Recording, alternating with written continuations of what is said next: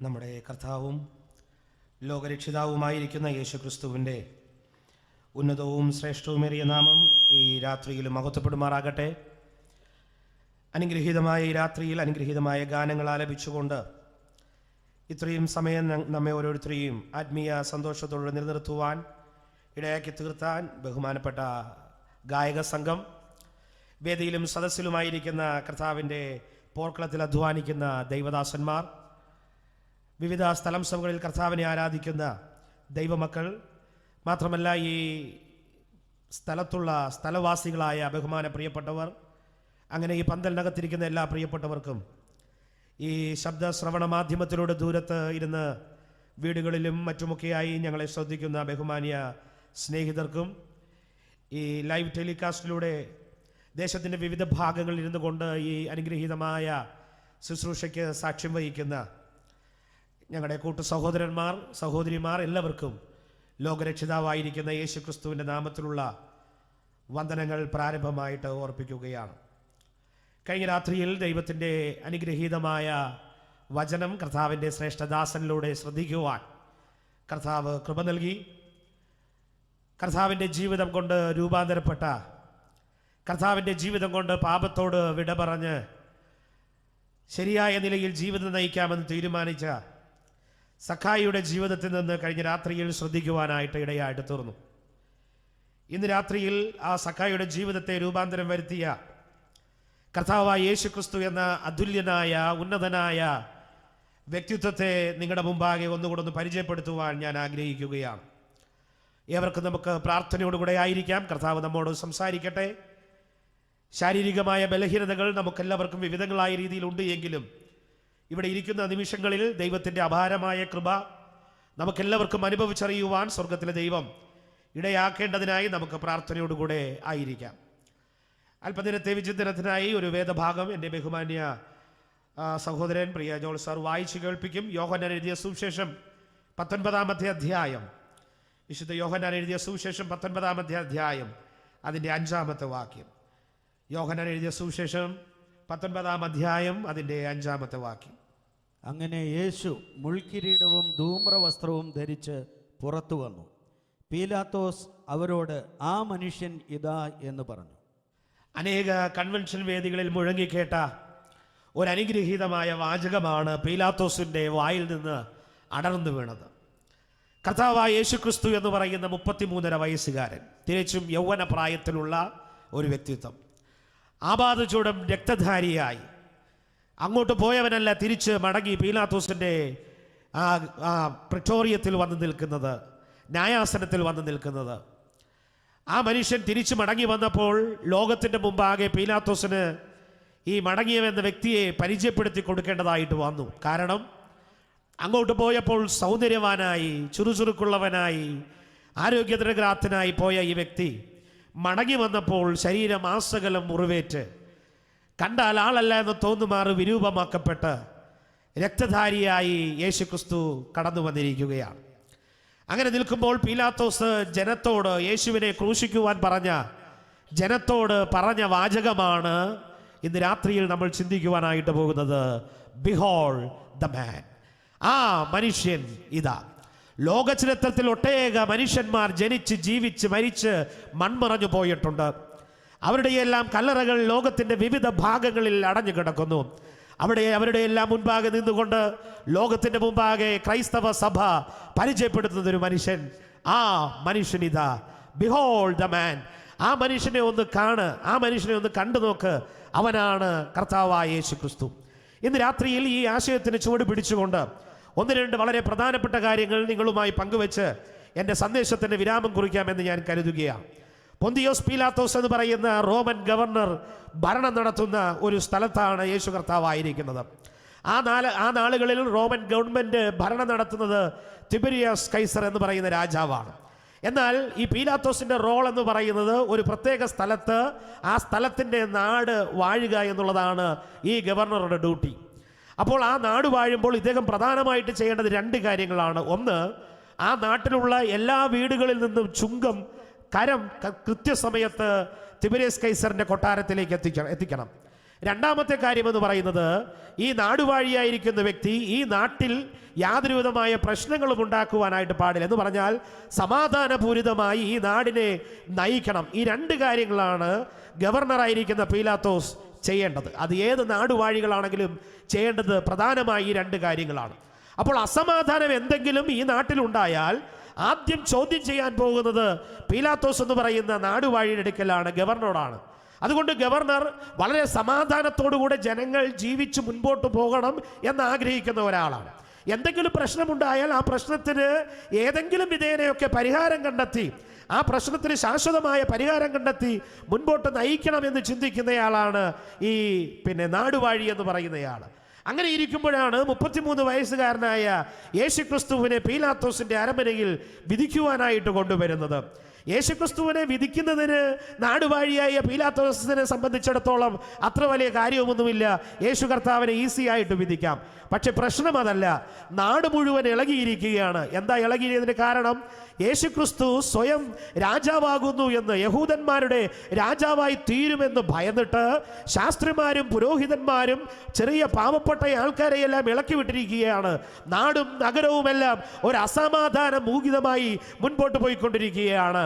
അത് നാടുവാഴിയായ പീലാത്തോസിന് സഹിക്കുവാൻ പറ്റുന്ന ഒരു കാര്യമല്ല. അപ്പോൾ അതിനൊരു പരിഹാരമുണ്ടാക്കണം. അതിന് പരിഹാരമുണ്ടാക്കണമെങ്കിൽ പീലാത്തോസ് ജനത്തോട് ചോദിക്കുമ്പോൾ ജനം പറയുന്നത് ഈ ക്രിസ്തുവിനെ ക്രൂശിക്കണമെന്നാണ്. പക്ഷെ പീലാത്തോസിന് ക്രിസ്തുവിനെ ക്രൂശിക്കാൻ ആഗ്രഹമില്ല. പീലാത്തോസ് യേശുവിൻ്റെ ഒട്ടനേകം അത്ഭുതങ്ങൾ കേട്ടിട്ടുണ്ട്. യേശു കാനായിലെ കല്യാണത്തിന് പച്ചവെള്ളത്തെ വീഞ്ഞാക്കി മാറ്റി തുടങ്ങി.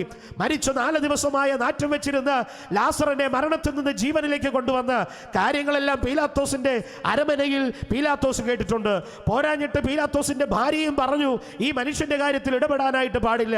അപ്പോൾ പീലാത്തോസ് നാടിന് സമാധാനമുണ്ടാക്കുകയും ചെയ്യണം, യേശുവിനെ വെറുതെ വിട്ടയക്കുകയും ചെയ്യണം. ഇത് രണ്ടിനാലും പീലാത്തോസ് വലഞ്ഞിട്ട് പീലാത്തോസ് ഒരു തീരുമാനമെടുക്കുകയാണ്. സാധാരണ ഒരു കുറ്റവാളിയെ കോടതിയിൽ കൊണ്ടുവന്നു കഴിഞ്ഞാൽ ഇങ്ങനെ ഒരു തീരുമാനമെടുക്കുകയില്ല. ഒന്നുകിൽ അടുപ്പിച്ചു വിട്ടയക്കും, അല്ലെങ്കിൽ കൊല്ലുവാനായിട്ട് ഏൽപ്പിച്ചു കൊടുക്കും. അപ്പോൾ യേശു കർത്താവ് എന്ന് പറയുന്ന ഈ അതുല്യനായ വ്യക്തിത്വത്തോട് പീലാത്തോസിന് വല്ലാത്ത പ്രേമം തോന്നിയിട്ട്, സ്നേഹം തോന്നിയിട്ട് പീലാത്തോസ് വിചാരിച്ചു യേശുവിനെ അടുപ്പിച്ചു വിട്ടയക്കാം.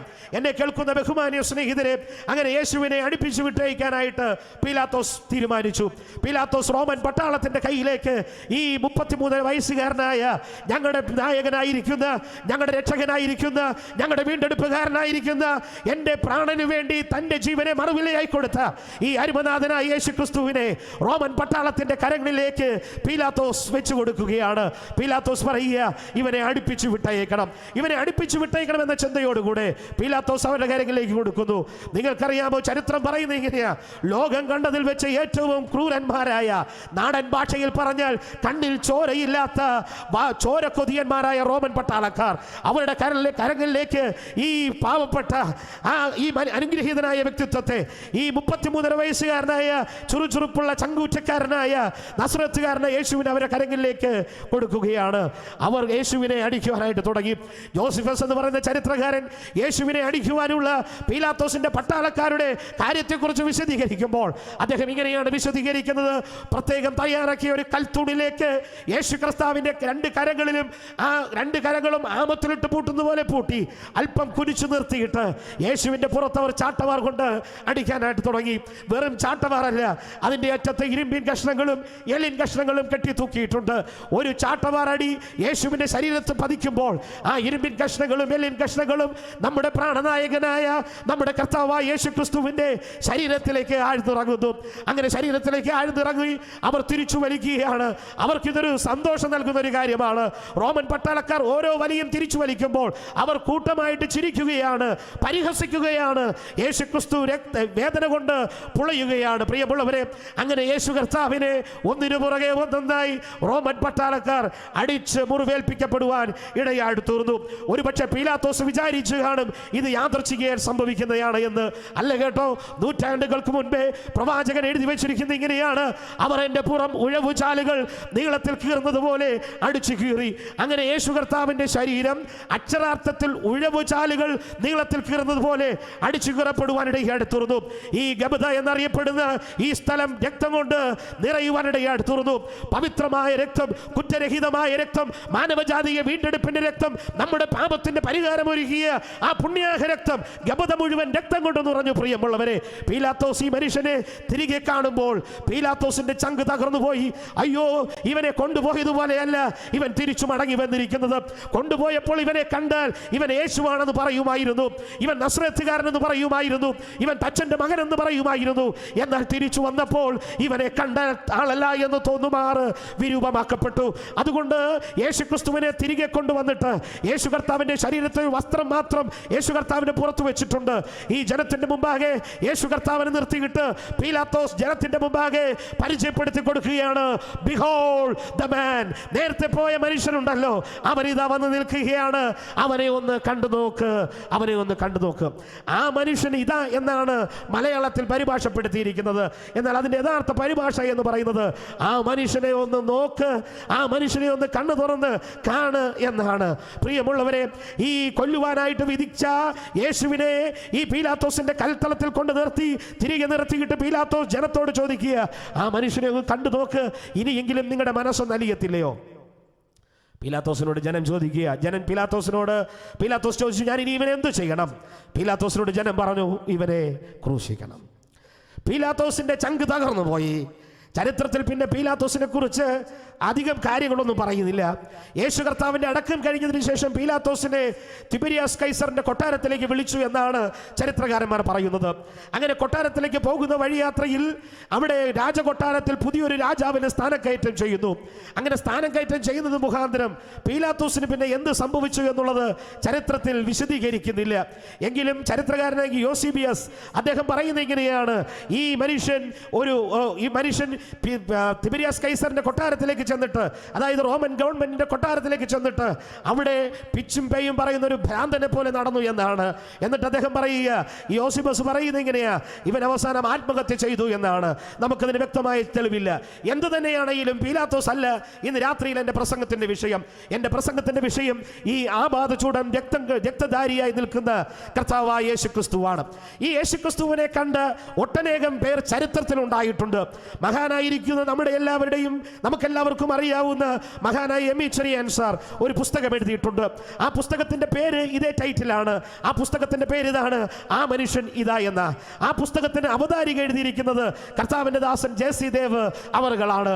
ആ ജെ.സി. ദേവ് എന്ന മനുഷ്യൻ ആ പുസ്തകത്തിൽ അവതാരിക എഴുതി വരുമ്പോൾ യേശുക്രിസ്തുവിനെ കുറിച്ച് എഴുത്തുകാരന്മാർ പറഞ്ഞിരിക്കുന്ന വാചകത്തെ കൂട്ടിവരച്ചുകൊണ്ട് അദ്ദേഹം ഇങ്ങനെ പറയുന്നുണ്ട്, ചാൾസ് ലാബും നൈനാനും മഹാത്മാഗാന്ധിജിയും സ്വാമി വിവേകാനന്ദനും ഈ അനുഗ്രഹീതനായ ആബാധചൂടൻ രക്തം ധരിച്ചു നിൽക്കുന്ന ഈ അനുഗ്രഹീത വ്യക്തിത്വത്തിന്റെ മുമ്പാകെ കൂപ്പുകയുമായി നിൽക്കേണ്ടതായിട്ട് വന്നു എന്നാണ്. എന്നിട്ട് ജെ.സി. ദേവ് എന്ന് പറയുന്ന ദൈവദാസൻ തുടരുകയാണ്, എത്രയോ കവിവരന്മാർ ഈ ആബാധചൂടൻ രക്തധാരിയായി നിൽക്കുന്ന യേശുവിനെ കുറിച്ച് പാടിയിട്ടുണ്ട്. അവസാനം അദ്ദേഹം പറയുക, ടി.കെ. ശമുവൽ എന്ന് പറയുന്ന ദൈവദാസൻ ഈ യേശുക്രിസ്തു രക്തധാരിയായി നിൽക്കുന്ന കാര്യത്തെ ധ്യാനിച്ചുകൊണ്ട് അദ്ദേഹം പറയുന്നത് ഇങ്ങനെയാണ്, എന്തോ ഒരു അത്ഭുത പുരുഷനാണ് ഈ പുരുഷൻ. എന്നെ കേൾക്കുന്ന ബഹുമാന്യ സ്നേഹിതരെ, ഈ ശബ്ദത്തിന്റെ വൃത്തത്തിലിരുന്ന് അവിടെവിടങ്ങളായിരുന്ന് എന്നെ ശ്രദ്ധിക്കുന്ന ബഹുമാന്യ സ്നേഹിതരെ, നിങ്ങൾക്ക് യേശു ആരാണ് എന്ന് എനിക്ക് അറിഞ്ഞുകൂടാ. ഒരുപക്ഷെ നിങ്ങൾ വിചാരിക്കുമായിരിക്കും യേശു ഒരു രോഗത്തിന് സൗഖ്യം നൽകുന്ന ആളായിരിക്കാം. ഒരുപക്ഷെ നിങ്ങൾ വിചാരിക്കും നമ്മുടെ പള്ളിയിലെ കുമ്പസാരവും കുർബാനയും ഒക്കെ ക്രമീകരിക്കുന്നതിന് നേതൃത്വം നൽകുന്ന ഒരു വ്യക്തിയാണ് യേശു എന്ന് നിങ്ങൾ വിചാരിച്ചിട്ടുണ്ടാകാം. ഒരുപക്ഷെ നിങ്ങൾ വിചാരിക്കുമായിരിക്കാം യേശു കർത്താവ് സാമ്പത്തിക പ്രശ്നത്തിന് പരിഹാരമുണ്ടാക്കുന്ന ആളാണ് എന്ന് നിങ്ങൾ വിചാരിച്ചിട്ടുണ്ടാകാം. നിങ്ങളുടെ ആ വിചാരങ്ങളൊക്കെ അങ്ങനെ തന്നെ നിൽക്കട്ടെ. അപ്പോൾ ഇന്ന് രാത്രിയിൽ ഞാൻ പരിചയപ്പെടുത്തുന്ന ഈ ക്രിസ്തുവിനെ നിങ്ങളൊന്ന് നോക്ക്, ഒന്ന് കണ്ടു നോക്ക്. നിങ്ങളുടെ ചിന്തകൾക്കൊക്കെ വിരാമം കുറിച്ചുകൊണ്ട് ഈ ക്രിസ്തു ഇന്ന് രാത്രിയിൽ നിങ്ങളുടെ ജീവിതത്തിൽ ഒരു പ്രത്യേക വ്യക്തിയായി ഉദയം ചെയ്യുവാനിടയായിട്ട് തീർന്നിരുന്നു എങ്കിൽ എത്രയോ ധന്യമായി എന്ന് ഞാൻ വിചാരിക്കുകയാണ്. യേശു കർത്താവിനെ ദർശിച്ച ഒന്ന് രണ്ട് വ്യക്തികളുടെ ജീവിതത്തിലൂടെ ഒന്ന് പെട്ടെന്ന് കടന്നു ചെന്നിട്ട് അവർ ഈ യേശുവിനെ കണ്ടപ്പോൾ പറഞ്ഞ വാചകങ്ങൾ ഇന്ന് രാത്രിയിൽ ഒന്ന് ചിന്തിച്ച് വിചിന്തനം ചെയ്ത് എൻ്റെ സന്ദേശത്തിന് വിരാമം കുറിക്കാം എന്ന് ഞാൻ കരുതുകയാണ്. നമുക്ക് നമ്മുടെ ശ്രദ്ധയെ ലൂക്കോസിന്റെ സുവിശേഷത്തിലേക്ക് ഒന്ന് തിരിക്കാം. ലൂക്കോസിന്റെ സുവിശേഷം രണ്ടാമത്തെ അധ്യായം, ലൂക്കോസിന്റെ സുവിശേഷം രണ്ടാമത്തെ അധ്യായം എന്ന് പറയുന്നത് നമുക്കെല്ലാവർക്കും സുപരിചിതമായ അധ്യായമാണ്. കർത്താവായ യേശു ക്രിസ്തു എന്ന് പറയുന്ന അനുഗ്രഹീതനായ വ്യക്തിത്വത്തിന്റെ ജനനത്തെക്കുറിച്ച് പറയുന്ന അധ്യായമാണ് ലൂക്കോസിന്റെ സുവിശേഷം രണ്ടാമത്തെ അധ്യായം. ആ ലൂക്കോസിന്റെ സുവിശേഷം രണ്ടാം അധ്യായം 29 മുതൽ 31 വരെയുള്ള വാക്യങ്ങൾ എൻ്റെ ബഹുമാന്യ സഹോദരൻ ഒന്ന് വായിച്ചു കേൾപ്പിക്കും. ശ്രദ്ധിക്കാം. ലൂക്കോസിന്റെ സുവിശേഷം രണ്ടാം അധ്യായം 29 മുതൽ 31 വരെയുള്ള വാക്യങ്ങൾ. ഇപ്പോൾ നാഥ, തിരുവചനം പോലെ നീ അടിയനെ സമാധാനത്തോടെ വിട്ടയക്കുന്നു. ജാതികൾക്ക് വെളിപ്പെടുവാനുള്ള പ്രകാശവും നിന്റെ ജനമായ ഇസ്രായേലിൻ്റെ മഹത്വവുമായി നീ സകല ജാതികളുടെയും മുമ്പിൽ ഒരുക്കിയിരിക്കുന്ന നിന്റെ രക്ഷയെ എൻ്റെ കണ്ണ് കണ്ടുവല്ലോ എന്ന് പറഞ്ഞു. മതി. യേശു ക്രിസ്തുവിനെ കുറിച്ച് ദർശിക്കുന്ന ശിമ്യോനെ കുറിച്ച് നമ്മൾ ഒട്ടനേകം പ്രസംഗങ്ങൾ കേട്ടിട്ടുണ്ട്. ഈ മനുഷ്യനൊരു പ്രത്യേക അനുഗ്രഹമുണ്ടായിരുന്നു. ആ അനുഗ്രഹം എന്ന് പറയുന്നത് ഇസ്രായേലിന്റെ രക്ഷകനായ, ഇസ്രായേലിന്റെ വീണ്ടെടുപ്പുകാരനായ മശിഹയെ കാണാതെ അദ്ദേഹത്തിന് മരണമുണ്ടാകുകയില്ല. അതായിരുന്നു അനുഗ്രഹം. അങ്ങനെ യേശു കർത്താവ് ജനിച്ച് ചില നാളുകൾ കഴിഞ്ഞപ്പോൾ പ്രാരംഭ യാഗങ്ങൾക്ക് വേണ്ടിയിട്ട് യഹൂദന്മാരുടെ പാരമ്പര്യപ്രകാരം അതനുസരിച്ച് ചില യാഗങ്ങൾ പ്രസവം കഴിഞ്ഞ് 7-ാം ദിവസവും 8-ാം ദിവസവും ഒക്കെ കഴിക്കേണ്ടതായിട്ടുണ്ട്. ആ യാഗാർപ്പണത്തിന് വേണ്ടി ദേവാലയത്തിലേക്ക് വരികയാണ് യേശു കർത്താവും മറിയയും യോസഫുമെല്ലാം. യേശു കർത്താവ് എന്ന് പറയുന്ന ഈ അനുഗ്രഹീതനായ വ്യക്തിത്വം ഒരു കുഞ്ഞായി അവരുടെ കയ്യിലിരിക്കുക. അങ്ങനെ യേശു കർത്താവിനെയും കൊണ്ട് ഇവർ ദേവാലയത്തിലേക്ക് വരുമ്പോൾ ശിമ്യോൻ ഇത് കാണുകയാണ്. ശിമ്യോൻ കണ്ട ഉടനെ ശിമ്യോൻ ആരും പറഞ്ഞു കൊടുത്തില്ല. പക്ഷെ ശിമ്യോന് മനസ്സിലായി. ശിമ്യോൻ പറഞ്ഞ വാചകത്തിലെ എല്ലാം കൂടെ ആകത്തുകയായി. ഞാൻ ഇങ്ങനെ പറയട്ടെ, ശിമ്യോൻ പറയുന്ന കാര്യം ഇതാണ്: ഇവൻ ലോകത്തിന്റെ രക്ഷകനാണ്. He is the saviour of the world. അവൻ ലോകത്തിന്റെ രക്ഷകനാണ്. ആരാ? ഈ കുഞ്ഞ് ദൈവപുത്രനായി ലോകത്തിൽ ഉദയം ചെയ്ത വ്യക്തിത്വം. അവൻ ലോകരക്ഷകനാണ്. ആ രക്ഷകനെ ഈ മനുഷ്യൻ കാണുവാനിടയായി തീർന്നത്. പീലാത്തോസിന്റെ കൊട്ടാരത്തിൽ പീലാത്തോസ് ലോകത്തിന്റെ മുമ്പാകെ പരിചയപ്പെടുത്തി കൊടുക്കുന്ന ആപാദചൂടൻ രക്തധാരിയായി നിൽക്കുന്ന ഈ 33.5 വയസ്സുകാരനെ കുഞ്ഞുകാലിൽ കയ്യിലെടുത്തു വെച്ചുകൊണ്ട് ശീമോൻ എന്ന് പറയുന്ന മനുഷ്യൻ പറയുകയാണ്, ഇവൻ ലോകത്തിന്റെ രക്ഷകനാണ്. പ്രിയമുള്ളവരെ, യേശുക്രിസ്തു ലോകത്തിന്റെ രക്ഷകനാണ്. യേശുക്രിസ്തു ലോകത്തിന്റെ രക്ഷകനാണ്. വിശുദ്ധ വേദപുസ്തകത്തിലെ പ്രഥമ പുസ്തകമായ ഉൽപ്പത്തി പുസ്തകം, ആ ഉൽപ്പത്തി പുസ്തകത്തിൽ ഈ യേശുക്രിസ്തുവിന്റെ വരവിനെ കുറിച്ച് വിശദീകരിക്കുന്നുണ്ട്. ആ വരവിനെ കുറിച്ച് നമ്മൾ പിന്നാലെ, ആ വിശദീകരണം നമ്മൾ പിന്നാലെ ചിന്തിക്കും. പക്ഷേ ഉൽപ്പത്തി പുസ്തകത്തിൽ നമ്മൾ ഈ യേശുവിനെ കാണുന്നത് ഇങ്ങനെയാണ്: സർപ്പത്തിന്റെ തല തകർക്കുന്നവനാണ് യേശുക്രിസ്തു. പുറപ്പാട് പുസ്തകത്തിലേക്ക് നിങ്ങൾ വരുമ്പോൾ ഈ അനുഗ്രഹീതനായ വ്യക്തിത്വത്തെ നിങ്ങൾക്ക് അവിടെ ദർശിക്കുവാനായിട്ട് സാധിക്കും. ഇസ്രായേൽ ജനതയെ മരുഭൂമിയിലൂടെ കടത്തി ചെങ്കടൽ 2ആയി വിഭാഗിച്ച് ഇസ്രായേൽ ജനതയെ കനാൻ ദേശത്തേക്ക് കൊണ്ടുപോകുന്ന അനുഗ്രഹീതനായ വ്യക്തിത്വം. പകൽ മേഘസ്തംഭമായി രാത്രി അഗ്നിത്തൂണായി അവരുടെ കൂടെ നിൽക്കുന്ന അനുഗ്രഹീതനായ വ്യക്തിത്വം. കുറച്ചുകൂടെ ബൈബിളിന്റെ താളുകൾ മുമ്പിലോട്ട് ഓടിച്ചു നോക്കിയാൽ ഉൽപ്പത്തി പുസ്തകം തന്നെ 15-ാമത്തെ അധ്യായത്തിലേക്ക് 12, 13, 14, 15 അധ്യായത്തിലേക്ക് വരുമ്പോൾ അബ്രഹാം എന്ന് പറയുന്ന മനുഷ്യനെ പരിചയപ്പെടുത്തുന്നു. ആ മനുഷ്യനെ പരിചയപ്പെടുത്തിയിട്ട് 21-ാമത്തെ അധ്യായത്തിലേക്ക് നമ്മൾ കടന്നു വരുമ്പോൾ അവിടെ യാഗാർപ്പണത്തിന് മൃഗം കാണാതെ വിഷമിച്ച് നിൽക്കുന്ന അബ്രഹാമിന് യാഗവസ്തുവിനെ നൽകി കൊടുക്കുന്ന ഈ അനുഗ്രഹീതനായ വ്യക്തിത്വത്തെ നിങ്ങൾക്ക് കാണാനായിട്ട് സാധിക്കും. പിന്നെ ഈ മുൻപിലോട്ട് വേദപുസ്തകത്തിന്റെ താളുകൾ ഓടിച്ചു നോക്കിയാൽ നിങ്ങൾക്ക് ഈ മനുഷ്യൻ ഹന്നായുടെ പ്രാർത്ഥന കേട്ട് ഹന്നായുടെ പ്രാർത്ഥനയ്ക്ക് ഉത്തരം നൽകുന്ന ഈ വ്യക്തിത്വത്തെ നിങ്ങൾക്ക് കാണുവാനായിട്ട് സാധിക്കും. പിന്നെയും നിങ്ങൾ ബൈബിളിന്റെ താളുകൾ മുൻപിലോട്ട് ഓടിച്ചു നോക്കിയാൽ രൂത്തിന്റെ പുസ്തകത്തിലേക്ക് വന്നാൽ രൂത്തിന് അനുഗ്രഹീതമായ ഒരു വിശ്രമ സ്ഥലം ഒരുക്കി കൊടുക്കുന്ന വ്യക്തിയെ നിങ്ങൾക്ക് കാണാനായിട്ട് സാധിക്കും. പിന്നെയും ബൈബിളിന്റെ താളുകൾ മുമ്പിലോട്ട് ഓടിച്ചാൽ ഇവിടെ ഇതാ ഒരു ആട്ടിടയൻ ആടുകളെ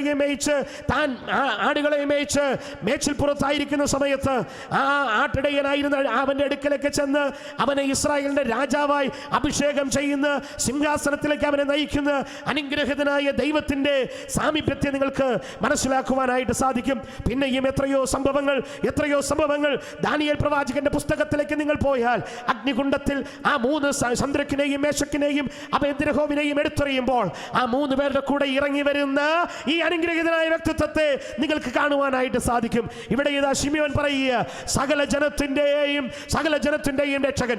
ഈ സകല ജനത്തിന്റെ രക്ഷകൻ എന്ന ആശയം കുറച്ചുകൂടെ പൂർത്തീകരണമായി നമുക്ക് മനസ്സിലാകണമെങ്കിൽ മത്തായി സുവിശേഷത്തിലേക്ക് നമ്മൾ പോകേണ്ടതായിട്ടുണ്ട്.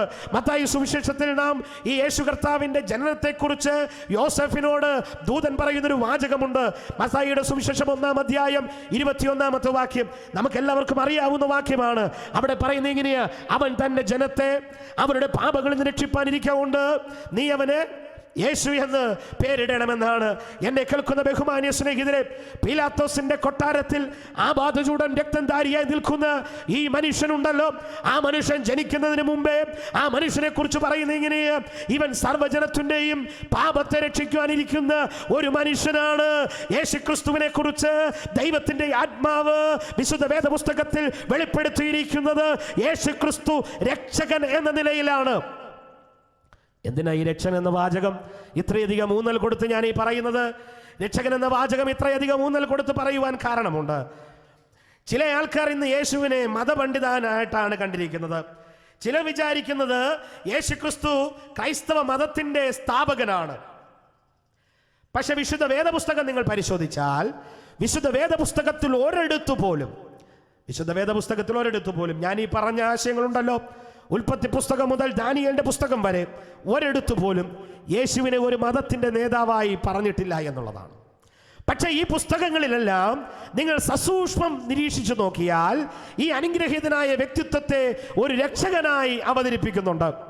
ഇസ്രായേൽ ജനതയെ മിസ്രയീമിൽ നിന്ന് രക്ഷിക്കുന്നവൻ, ചന്ദ്രക്കിനെയും മേശക്കിനെയും എരിയുന്ന തീച്ചുളയിൽ നിന്ന് രക്ഷിക്കുന്നവൻ, സിംഹത്തിന്റെ ഗുഹയിൽ നിന്ന് ദാനിയേലിനെ രക്ഷിക്കുന്നവൻ, അങ്ങനെ രക്ഷിക്കുന്ന ദൈവത്തിന്റെ അനുഗ്രഹീതമായ കരം നിങ്ങൾക്ക് കാണുവാനായിട്ട് സാധിക്കും. ആ രക്ഷിതാവിനെ കുറിച്ചാണ് മത്തായി സുവിശേഷത്തിൽ ദൂതൻ വെളിപ്പെട്ട് യോസഫിനോട് പറയുന്നത്, ഇവൻ തന്റെ ജനത്തെ അവരുടെ പാപങ്ങളിൽ നിന്ന് രക്ഷിപ്പാനിരിക്കൊണ്ട് നീ അവൻ യേശു എന്ന് പേരിടണം. അവരുടെ പള്ളികളിൽ നിന്ന് രക്ഷിക്കുമെന്നല്ല പറഞ്ഞത്, അവരുടെ വിശ്വാസങ്ങളിൽ നിന്ന് രക്ഷിക്കുമെന്നല്ല പറഞ്ഞത്, അവരുടെ പാപങ്ങളിൽ നിന്ന് രക്ഷിക്കും. അല്ലയോ ഇന്ന് രാത്രിയിൽ എന്നെ ശ്രദ്ധിക്കുന്ന ബഹുമാന്യ സ്നേഹിതരെ, ഞങ്ങൾ പ്രസംഗിക്കുന്ന ഈ യേശുക്രിസ്തു ഉണ്ടല്ലോ, അവൻ മതസ്ഥാപകനായ ഒരു വ്യക്തിത്വമല്ല, മറിച്ച് മാനവജാതിയുടെ പാപത്തിൽ നിന്ന് മാനവജാതിയെ രക്ഷിക്കുവാൻ സ്വർഗം വിട്ട് ഭൂമിയിലേക്ക് ഇറങ്ങി വന്ന് അനുഗ്രഹീതനായ വ്യക്തിത്വമാണിവൻ. അതുകൊണ്ട് ഈ വ്യക്തിത്വത്തെ കുറിച്ച് പീലാത്തോസ് പറയുകയാണ്, ആ മനുഷ്യനെ ഒന്ന് കണ്ടു നോക്ക്. ഇന്ന് രാത്രിയിൽ കാണാൻ കണ്ണുണ്ടെങ്കിൽ നിങ്ങളൊന്ന് കണ്ടോ. ആ ബാധചൂടൻ രക്തധാരിയായി നിൽക്കുന്ന, പീലാത്തോസിന്റെ മുൻപാകെ കുറ്റം ചെയ്യപ്പെട്ടവനെ പോലെ നിൽക്കുന്ന ഈ അനുഗ്രഹീതനായ വ്യക്തിത്വമുണ്ടല്ലോ, അദ്ദേഹം ജനിക്കുമ്പോഴേ അദ്ദേഹത്തെ കുറിച്ച് പറയുന്നത് എങ്ങനെയാ, അദ്ദേഹത്തെ കുറിച്ച് എഴുതി വെച്ചിരിക്കുന്നത് എങ്ങനെയാ? തൻ്റെ ജനത്തെ അവരുടെ പാപങ്ങളിൽ നിന്ന് രക്ഷിപ്പാനിരിക്കുന്ന വ്യക്തി. കുറച്ചുകൂടെ മുൻപോട്ട് പോകാം. ലൂക്കോസിന്റെ സുവിശേഷം തന്നെ നാം വായിച്ച അധ്യായം 2-ാമത്തെ അധ്യായം 35-ാമത്തെ വാക്യം. മറിയോട് ശിമയോൻ ഒരു കാര്യം പറയുന്നുണ്ട്. 35-ാമത്തെ വാക്യം ഒന്ന് വായിച്ചാട്ടെ. ലൂക്കോസിന്റെ സുവിശേഷം 2-ാം അധ്യായം 35-ാമത്തെ വാക്യം. നിന്റെ പ്രാണനിൽ കൂടിയും ഒരു വാൾ കടക്കും എന്ന് പറഞ്ഞു. നിന്റെ പ്രാണനിൽ കൂടിയും ഒരു വാൾ കടക്കും. ആരോട് പറഞ്ഞു എന്നറിയാമോ? സമയമില്ലാത്തതുകൊണ്ടാണ് ഞാൻ ആ വാക്യങ്ങളെല്ലാം വായിക്കാത്തത്. വീട്ടിൽ ചെന്നിട്ട് സമയമുണ്ടെങ്കിൽ ലൂക്കോസിന്റെ സുവിശേഷം 2-ാമത്തെ അധ്യായം നിങ്ങളൊന്ന് വായിച്ചു നോക്കണം. എൻ്റെ ശബ്ദം ശ്രദ്ധിക്കുന്ന ബഹുമാന്യ സ്നേഹിതരെ, നിങ്ങളുടെ കരങ്ങളിൽ വേദപുസ്തകമുണ്ട് എങ്കിൽ ഒന്നെടുത്ത് വായിച്ചു നോക്കണം. അല്ല എങ്കിൽ ഗൂഗിൾ പ്ലേ സ്റ്റോറിൽ കയറി ഒരു ബൈബിൾ ഡൗൺലോഡ് ചെയ്ത് നിങ്ങളൊന്ന് വായിച്ചു നോക്കണം. ഈ ലൂക്കോസിന്റെ സുവിശേഷം 2-ാമത്തെ അധ്യായം അതിൻ്റെ 35-ാം വാക്യത്തിന്റെ മുകളിലത്തെ വാക്യത്തിൽ മറിയ എന്ന് പറയുന്ന യേശുവിൻ്റെ അമ്മയോട് ശിമയോൻ പറഞ്ഞു കൊടുക്കുകയാണ്, നിന്റെ പ്രാണനിൽ കൂടി ഒരു വാള് കിടക്കും. എന്നെ കേൾക്കുന്ന ബഹുമാന്യ സ്നേഹിതരെ, ആ വാളാണ് പീലാത്തോസിന്റെ കൽത്തളത്തിൽ രക്തധാരിയായി നിൽക്കുന്ന ഈ അനുഗ്രഹീതനായ വ്യക്തിത്വം. ഒരു മാതാവിനും സഹിക്കുവാൻ പറ്റാത്ത വിധത്തിൽ സ്വന്തം മകൻ പ്രാണനെ വെടിയുന്ന വിധത്തിൽ ശരീരം മുഴുവൻ മുറിവേറ്റ് അവരുടെ മുമ്പിൽ വന്ന് നിൽക്കുമ്പോൾ ഏത് മാതാവിനാണ് പ്രിയമുള്ളവരെ അത് സഹിക്കുന്നത്? വേദന കൊണ്ട് മാതാവിന്റെ ഹൃദയം പൊളിയത്തില്ലേ? ഈ മാതാവിനെ കുറിച്ച് പ്രവചന ആത്മാവിൽ ശിമയോൻ പറയുന്ന ഇങ്ങനെയാ, നിന്റെ ഹൃദയത്തിലൂടെ ഒരു വാൾ കടക്കേണ്ടതാകുന്നു. അടിയേറ്റ് നിൽക്കുന്ന ഈ പീലാത്തോസിന്റെ കൽത്തളത്തിൽ നിസ്സഹായനായി നിൽക്കുന്ന ഈ 33.5 വയസ്സുകാരൻ മറിയയുടെ ഹൃദയത്തിലെ വാളായി മാറുകയായിരുന്നു. തുടർന്ന് അങ്ങോട്ടുള്ള ഓരോ നിമിഷവും മറിയയുടെ ഹൃദയത്തിൽ വേദനയുടെ, നൊമ്പരപ്പിന്റെ, യാതനയുടെ, പ്രയാസത്തിന്റെ അവസ്ഥയിലൂടെ മറിയയെ കടത്തിവിടുന്ന ഒരു സമയമായിരുന്നു. പ്രിയമുള്ളവരെ, ഈ രക്ഷകനായ ക്രിസ്തു അവൻ ഒരു വിഭാഗത്തിന്റെ രക്ഷകനല്ല, അവൻ ലോകത്തിന്റെ രക്ഷകനാണ്. ഇത് പറയുവാൻ ഞങ്ങൾക്ക് ആവേശമുണ്ട് കേട്ടോ. ഈ നമ്മുടെ കർത്താവ് ഒരു പ്രത്യേക വിഭാഗത്തിന്റെ രക്ഷകനല്ല. ഞങ്ങൾ എന്തിനാ ഇങ്ങനെയൊക്കെ സുവിശേഷ യോഗം നടത്തുന്നത്? തെരുവുകളിൽ നിന്ന് നിങ്ങളൊരു പക്ഷേ കടകമ്പോളങ്ങളിൽ സാധനം വാങ്ങാൻ പോകുമ്പോൾ ഞങ്ങളെ പോലുള്ള ദൈവദാസന്മാർ തെരുവിൽ നിന്ന് ഒരു ലജ്ജയും കൂടാതെ ഈ യേശുവിനെ കുറിച്ച് പറയുന്നത് നിങ്ങൾ ശ്രദ്ധിച്ചിട്ടുണ്ടാകാം. എന്താ ഇവരിങ്ങനെ ചെയ്യുന്നറിയാമോ? ഇത് എന്തിനാ ഇങ്ങനെ ചെയ്യുന്നറിയാമോ? യേശു ക്രിസ്തു ക്രിസ്ത്യാനികളുടെ ദൈവമല്ലാത്തത് കൊണ്ടാണ്, അവരുടെ ദൈവം മാത്രമെന്ന് വേദപുസ്തകത്തിൽ പറയാത്തത് കൊണ്ടാണ് യേശു ക്രിസ്തുവിനെ കുറിച്ച് ബൈബിൾ പറയുന്നത് അവൻ ലോകത്തിന്റെ രക്ഷകനാണ്. അതുകൊണ്ട് വിശുദ്ധ വേദപുസ്തകത്തിന് ആ ആശയത്തിന് കുറച്ചുകൂടെ സമ്പുഷ്ടി നൽകിക്കൊണ്ട് അപ്പോസ്തലനായ പത്രോസിന്റെ പ്രസംഗത്തിൽ അപ്പോസ്തല പ്രവൃത്തി 4-ാം അധ്യായം അതിന്റെ 12-ാമത്തെ വാക്യത്തിൽ യേശുക്രിസ്തുവിനെ കുറിച്ച് അപ്പോസ്തലനായ പത്രോസ് അവിടെ കൂടിയിരുന്ന യഹൂദന്മാരോട് വിളിച്ചു പറയുന്നത് ഇങ്ങനെയാ: മറ്റൊരുത്തനിലും രക്ഷയില്ല, നാം രക്ഷിക്കപ്പെടുവാൻ ആകാശത്തിന്റെ കീഴിൽ മനുഷ്യരുടെ ഇടയിൽ നൽകപ്പെട്ട വേറെ ഒരു നാമവുമില്ല. ഏതെങ്കിലുമൊക്കെ നാമമുണ്ടായിരുന്നു എങ്കിൽ ആ നാമത്തെക്കുറിച്ച് അവിടെ പറയുമായിരുന്നു, അയ്യോ ഇവൻ ലോകത്തിൻ്റെ രക്ഷകനായ വ്യക്തിത്വമാണ്. ഉൽപ്പത്തി പുസ്തകം 1-ാമത്തെ അധ്യായത്തിലേക്കൊന്നും പോകണം, അവിടെ ഒന്നും വായിക്കേണ്ട കാര്യമില്ല. ഉൽപ്പത്തി പുസ്തകം 1-ാം അധ്യായത്തിൽ ഈ പ്രപഞ്ചത്തിൻ്റെ സൃഷ്ടിയെക്കുറിച്ചാണ് അവിടെ വിശദീകരിക്കുന്നത്. പ്രപഞ്ചത്തിൻ്റെ സൃഷ്ടിയെക്കുറിച്ച് വിശദീകരിക്കുമ്പോൾ 6 ദിവസം കൊണ്ട് പ്രപഞ്ചത്തെ മുഴുവൻ ഉണ്ടാക്കിയ ദൈവത്തിൻ്റെ സൃഷ്ടി വൈഭവത്തെ അവിടെ നമുക്ക് കാണുവാനായിട്ട് സാധിക്കുന്നുണ്ട്. സർവശക്തനായ ദൈവം ഉണ്ടാകട്ടെ എന്ന ഒറ്റ വാക്കിനാൽ സകലത്തെയും ഉണ്ടാക്കി. 6-ാമത്തെ ദിവസം എല്ലാം ദൈവം നോക്കിയിട്ട് പറയുന്നത് ഇങ്ങനെയാ: എല്ലാം നന്നായിരിക്കുന്നു എന്നല്ല പറഞ്ഞത്. 6-ാമത്തെ ദിവസം ദൈവം സൃഷ്ടിയെല്ലാം നോക്കിയിട്ട് പറഞ്ഞത് ഇങ്ങനെയാ: എല്ലാം വളരെ നന്നായിരിക്കുന്നു എന്നാണ്. വളരെ നന്നായി ദൈവം സകലത്തെയും സൃഷ്ടിച്ചു. ഒന്നുപോലും നന്നാകാതെയിട്ടില്ല ദൈവത്തിന്റെ സൃഷ്ടിയുടെ മുമ്പിൽ. നാം കാണുന്ന പുലിയും നാം കാണുന്ന പൂച്ചയും നാം ഇന്ന് കാണുന്ന സിംഹവും നാം കാണുന്ന കാണ്ടാമൃഗവും നാം കാണുന്ന സിംഹവും നാം കാണുന്ന കണലിയും സർവശക്തനായ ദൈവം നന്നായി സൃഷ്ടിച്ചതാണ്. എന്നിട്ട് ഈ ദൈവം മനുഷ്യനെ ഏദൻ തോട്ടം എന്ന് പറയുന്ന തോട്ടത്തിലാക്കുകയാണ്. വിസ്താരഭയത്താൽ ഞാൻ അതിലേക്ക് ഇറങ്ങി പോകുന്നില്ല. ആ തോട്ടത്തിലാക്കിയിട്ട് ദൈവം മനുഷ്യനോട് ഒരു പ്രത്യേക കാര്യം ചെയ്യരുതെന്ന് പറയുന്നുണ്ട്. എന്നാൽ അവൻ അത് ചെയ്തു. അങ്ങനെ ചെയ്തു കഴിഞ്ഞപ്പോൾ ദൈവം ആ തോട്ടത്തിലേക്ക് ഇറങ്ങി വരുന്നു. ആ തോട്ടത്തിലേക്ക് ഇറങ്ങി വന്നിട്ട് ഉൽപ്പത്തി പുസ്തകം 3-ാമത്തെ അധ്യായം അതിൻ്റെ 15-ാമത്തെ വാക്യത്തിൽ ആ തോട്ടത്തിലേക്ക് ഇറങ്ങി വന്ന ദൈവം ഈ പാപം ചെയ്യുവാൻ മനുഷ്യന് പ്രേരിതമായ പാമ്പിനോട് ദൈവം ഒരു കാര്യം പറയുന്നുണ്ട്. 3-ാം അധ്യായം 15-ാമത്തെ വാക്യം ഒന്ന് വായിച്ചാട്ടെ സാറേ. 3-ാം അധ്യായം ഉൽപ്പത്തി പുസ്തകം 3-ാം അധ്യായം അതിന്റെ 15-ാമത്തെ വാക്യം: ഞാൻ നിനക്കും സ്ത്രീക്കും നിന്റെ സന്തതിക്കും അവളുടെ സന്തതിക്കും തമ്മിൽ ശത്രുത്വം ഉണ്ടാക്കും. അവൻ നിന്റെ തല തകർക്കും, നീ അവന്റെ കുതികാൽ തകർക്കും. ശ്രദ്ധിച്ചോ, അവിടെ പറയുന്ന ആദ്യത്തെ യേശുക്രിസ്തുവിനെ കുറിച്ചുള്ള ആദ്യത്തെ പ്രഖ്യാപനം അവിടെ പറയുന്നത് എങ്ങനെയാണ്? അവൻ നിന്റെ തല തകർക്കുമെന്നാണ്. സ്ത്രീയുടെ സന്തതിയായി ജനിക്കുന്ന യേശുക്രിസ്തു എന്ന് പറയുന്ന വ്യക്തിത്വം, അല്ലെങ്കിൽ സ്ത്രീയുടെ സന്തതിയായി ജനിക്കുന്ന ഒരു വ്യക്തി സാത്താന്റെ ഈ പാമ്പിന്റെ തല തകർക്കും. എന്നിട്ട് അതിന്റെ അടുത്ത 18-ാമത്തെ വാക്യത്തിൽ ഈ ആദാമിനോട് ദൈവം പറയുന്ന ഒരു കാര്യമുണ്ട്. ആദാമിനോട് എന്താ പറയുന്നത്? അതിൽ നിന്ന് അഹോവൃത്തി കഴിക്കും, മുള്ളും പറക്കാരിയും നിനക്ക് അതിൽ നിന്ന് മുളയ്ക്കും, വയലിലെ സസ്യം നിനക്ക് ആഹാരമാകും. മതി, ഞാൻ അതിൽ നിന്ന് പറയാൻ ഉദ്ദേശിച്ച ഒരു ആശയം ഇത്രയേ ഉള്ളൂ. പാപം ചെയ്ത മനുഷ്യകുലത്തിന് രക്ഷകനായി നിൽക്കുന്ന ഈ മനുഷ്യൻ, പീലാത്തോസിന്റെ കൽത്തളത്തിൽ നിൽക്കുന്ന ഒരു മനുഷ്യനുണ്ടല്ലോ, പീലാത്തോസിന്റെ കൽത്തളത്തിൽ നിസ്സഹായനായി നിൽക്കുന്ന, അയ്യോ കണ്ടാൽ ആളെല്ലാം തോന്നുമാറി വിരൂപമാക്കപ്പെട്ട് നിൽക്കുന്ന ഈ മനുഷ്യനുണ്ടല്ലോ, ആ തല തകർക്കുവാൻ വേണ്ടി തയ്യാറാക്കപ്പെടുന്ന മനുഷ്യനാണ്. 18-ാമത്തെ വാക്യത്തിൽ പറയുന്നത് ഇങ്ങനെയാണ്: മുള്ളും പറക്കാരയും അവിടെ നിന്ന് മുളയ്ക്കുമെന്നാണ്. യേശുക്രിസ്തുവിനെ നിങ്ങളൊന്ന് നോക്ക്. യേശുക്രിസ്തു അങ്ങോട്ട് പോയതുപോലെയല്ല തിരിച്ചു വന്ന് പീലാത്തോസിന്റെ കൽത്തളത്തിൽ നിൽക്കുന്നത്. ഇപ്പോൾ യേശുവിന്റെ തലയിൽ ഒരു കിരീടമുണ്ട്. യേശുവിന്റെ തലയിൽ വെച്ചിരിക്കുന്ന കിരീടം പൊന്നുകൊണ്ട് വെച്ചിരിക്കുന്ന കിരീടമല്ല. യേശുക്രിസ്തുവിന്റെ തലയിൽ വെച്ചിരിക്കുന്ന കിരീടം രത്നം കൊണ്ടുണ്ടാക്കി വെച്ചിരിക്കുന്ന കിരീടമല്ല. ഏദൻ പൂങ്കാവനത്തിൽ 3-ാം അധ്യായം 18-ാമത്തെ വാക്യത്തിൽ ലോകത്തിൽ മാനവജാതിയുടെ പാപത്തിന്റെ ശിക്ഷയായി മുളച്ചു വന്ന മുള്ളിനെ എടുത്ത് ആ മുള്ളുകൊണ്ട് ഒരു കിരീടം മെടഞ്ഞ് ഈ പ്രപഞ്ചത്തിന്റെ നായകന്റെ മുകളിൽ, തലയുടെ മുകളിൽ വെച്ചിരിക്കുകയാണ്. മനസ്സിലായോ എന്ന് പറഞ്ഞാൽ ഇത്രയേ ഉള്ളൂ.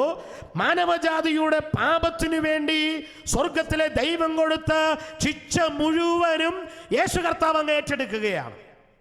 ഞാൻ പിന്നാലെ അത് വിശദീകരിക്കും. യേശു കർത്താവ് അങ്ങ് ഏറ്റെടുക്കുകയാണ്. ഇനി ആരും ഈ പാപപരിഹാരത്തിന് വേണ്ടി ശ്രമിക്കേണ്ട കാര്യമില്ല. ഇനി ആരും ഈ പാപത്തിന്റെ പരിഹാരത്തിന് വേണ്ടി 5 അടി പോലും നടക്കേണ്ട കാര്യമില്ല.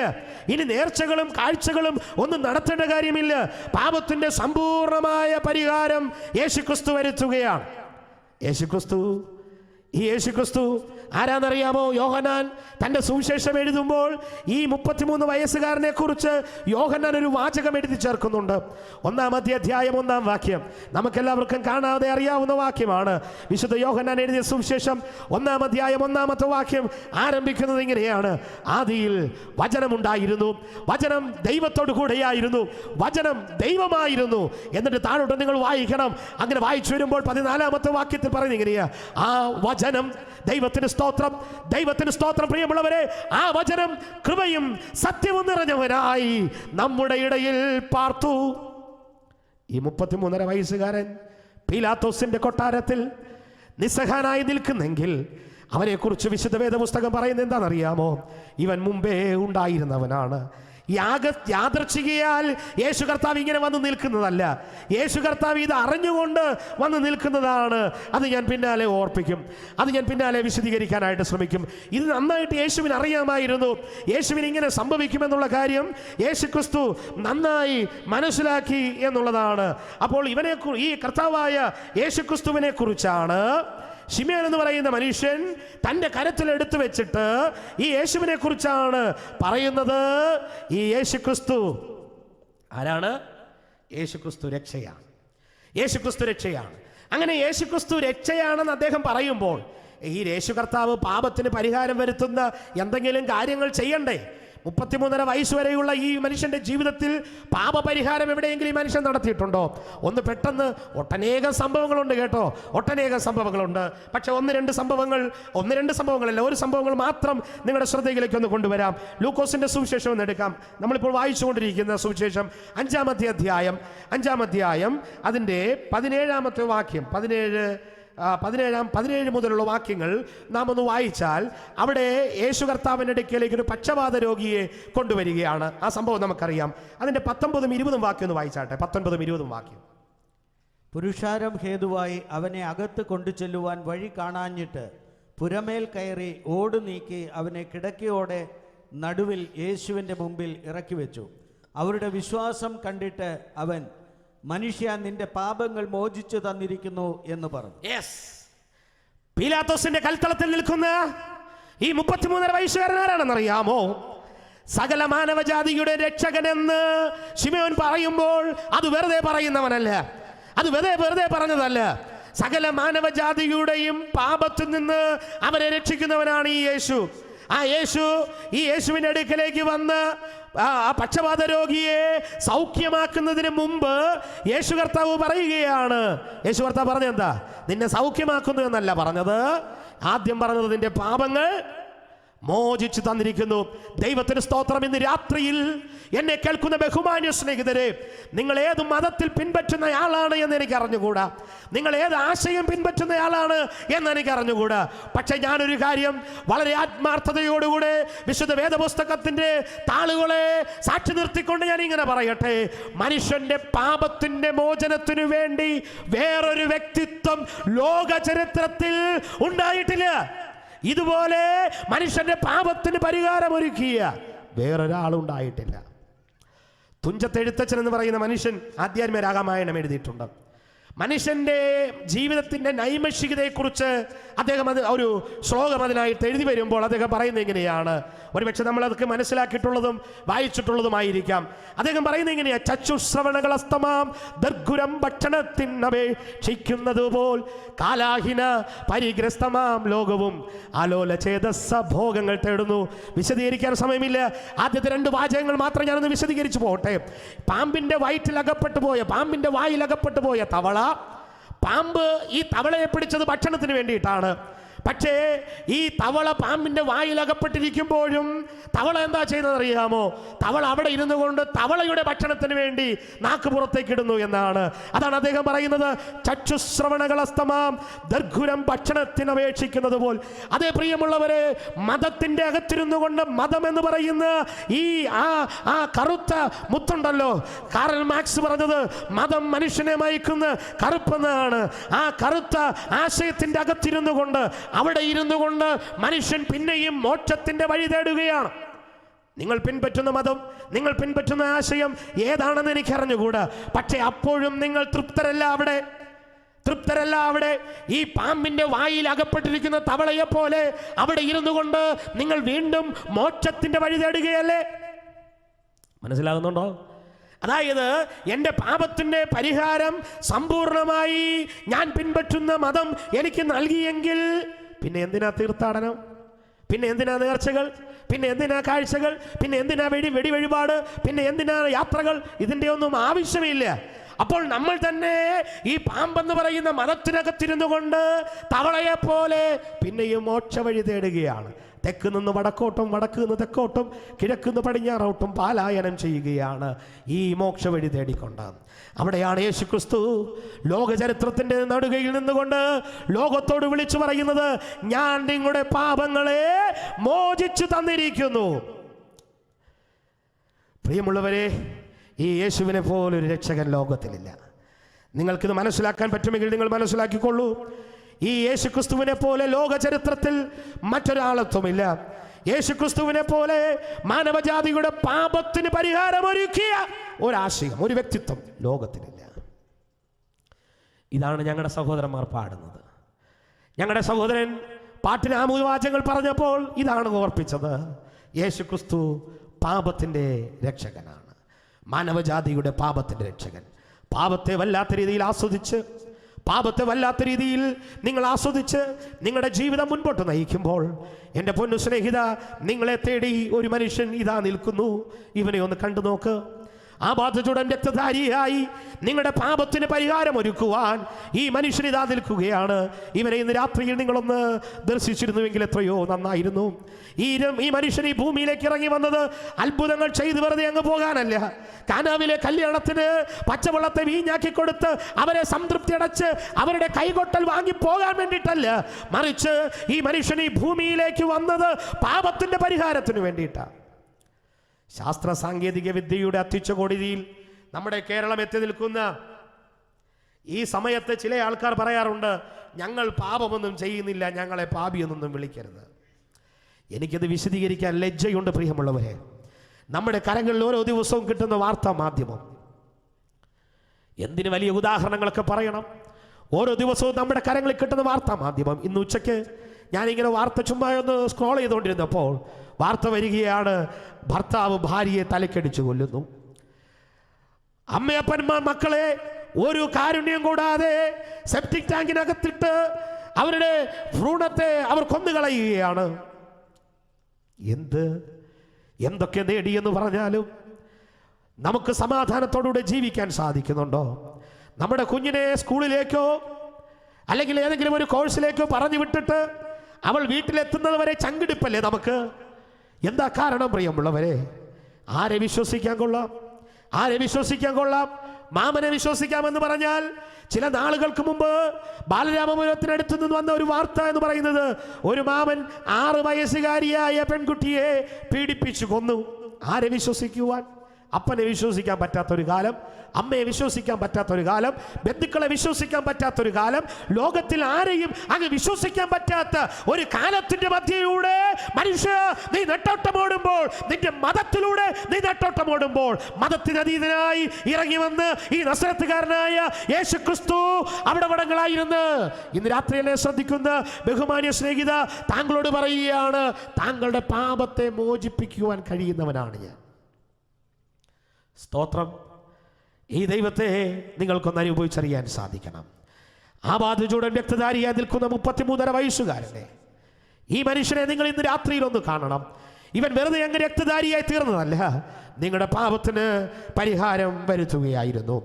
ജയ പാർക്കർ എന്ന് പറയുന്നൊരു ദൈവദാസനുണ്ട്. അദ്ദേഹം ഒരിക്കലും ഇങ്ങനെ പറയുവാനിടയായി തീർന്നു, നമ്മുടെ ന്യായാധിപതി നമ്മുടെ രക്ഷകനായിട്ട് തീർന്നു എന്ന്. നമ്മുടെ ന്യായാധിപതി നമുക്ക് വേണ്ടി അടിയേറ്റു എന്ന്. നമ്മുടെ ന്യായാധിപതി, അതായത് എന്നെയും നിങ്ങളെയും ന്യായം വിധിക്കേണ്ട ന്യായാധിപതിയായ കർത്താവ് ഈ വേദനയെ ഏറ്റുമരിക്കേണ്ടതായിട്ട് വന്നു. എന്തൊരു വിരോധാഭാസമാണല്ലേ? ഒന്ന് ശ്രദ്ധിച്ചു നോക്കിയേ.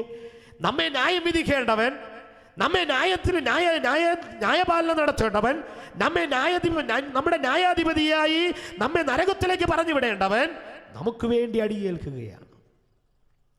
ഒന്ന് ചിന്തിച്ചു നോക്കിയേ, ഈ ക്രിസ്തുവിനെ നിങ്ങളൊന്ന് മനസ്സിലാക്കിയിരുന്നുവെങ്കിൽ നന്നായിരുന്നു. ഈ ക്രിസ്തു എന്ന് പറയുന്ന വ്യക്തിത്വം മാനവജാതിയുടെ പാപത്തിന്റെ മോചകനാണ്. ഈ ക്രിസ്തു മനുഷ്യർക്ക് രക്ഷ ഒരുക്കി കൊടുത്ത ദൈവപുത്രനാണ്. ഈ ക്രിസ്തു ലോകത്തിന്റെ പാപത്തെ തന്റെ മേലേറ്റെടുത്ത അനുഗ്രഹീതനായ വ്യക്തിത്വമാണ്. അതുകൊണ്ട് ഈ യേശു ക്രിസ്തുവിനെ നിങ്ങൾ വളരെ ഗൗരവമായിട്ട് ഇന്ന് രാത്രിയിൽ കാണണം. ചാൾസ് സ്പർജൻ എന്ന് പറയുന്ന പ്രസംഗകരുടെ പ്രഭു എന്ന അപരനാമത്തിൽ അറിയപ്പെടുന്ന മനുഷ്യൻ ഒരിക്കൽ ഈ യേശു ക്രിസ്തുവിന്റെ ക്രൂശീകരണത്തെയും യേശു ക്രിസ്തുവിന്റെ ജീവിതത്തെയും ഒക്കെ ധ്യാനിച്ചിട്ട് അദ്ദേഹം ഇങ്ങനെ പറഞ്ഞു: പാപത്തെ നിങ്ങൾ ലഘുവായി കാണുന്നത് കൊണ്ടാണ്, അതായത് തെറ്റുകളെ നിങ്ങൾ ലഘുവായി കാണുന്നത് കൊണ്ടാണ് യേശുക്രിസ്തുവിന്റെ ക്രൂശീകരണം നിങ്ങൾക്ക് ലഘുവായിട്ട് തോന്നുന്നത്. യേശുക്രിസ്തുവിന്റെ ക്രൂശീകരണം നിങ്ങൾ ലാഘവത്തോടുകൂടെ കാണാൻ കാരണം നിങ്ങൾ പാപത്തെ ലാഘവത്തോടുകൂടെ കാണുന്നു. കുഞ്ഞ് ചെറിയ മോഷണം നടത്തുമ്പോൾ നിങ്ങൾ പറയും കുഴപ്പമില്ല, കുഞ്ഞല്ലേ. ചെറിയ തെറ്റുകൾ ചെയ്യുമ്പോൾ നമ്മൾ പറയും ഓ കുഴപ്പമില്ല. നിങ്ങൾ പാപത്തെ ലാഘവത്തോടുകൂടെ കാണുന്നത് കൊണ്ടാണ് പ്രിയ സ്നേഹിത ഈ യേശുവിനെ നിങ്ങൾ ലാഘവത്തോടുകൂടെ കാണുന്നത്. ഇത്രയും പറഞ്ഞ് ഞാൻ ആ ഭാഗം വിടുകയാണ്. എന്നെ കേൾക്കുന്ന ബഹുമാന്യ സ്നേഹിതരെ, നിങ്ങളൊരു യാഥാർത്ഥ്യം ഇന്ന് രാത്രിയിൽ മനസ്സിലാക്കണം. മതം മനുഷ്യനെ പാപത്തിൽ നിന്ന് പാപത്തിലേക്ക് വഴുതി വീഴ്ത്തുമ്പോൾ, മതം എന്ന് പറയുന്ന പാമ്പ് മനുഷ്യനെ വീണ്ടും മോക്ഷ വഴികളിലേക്ക് കൊണ്ടെത്തിക്കുവാൻ ശ്രമിക്കുമ്പോൾ, മതത്തിനതീതനായി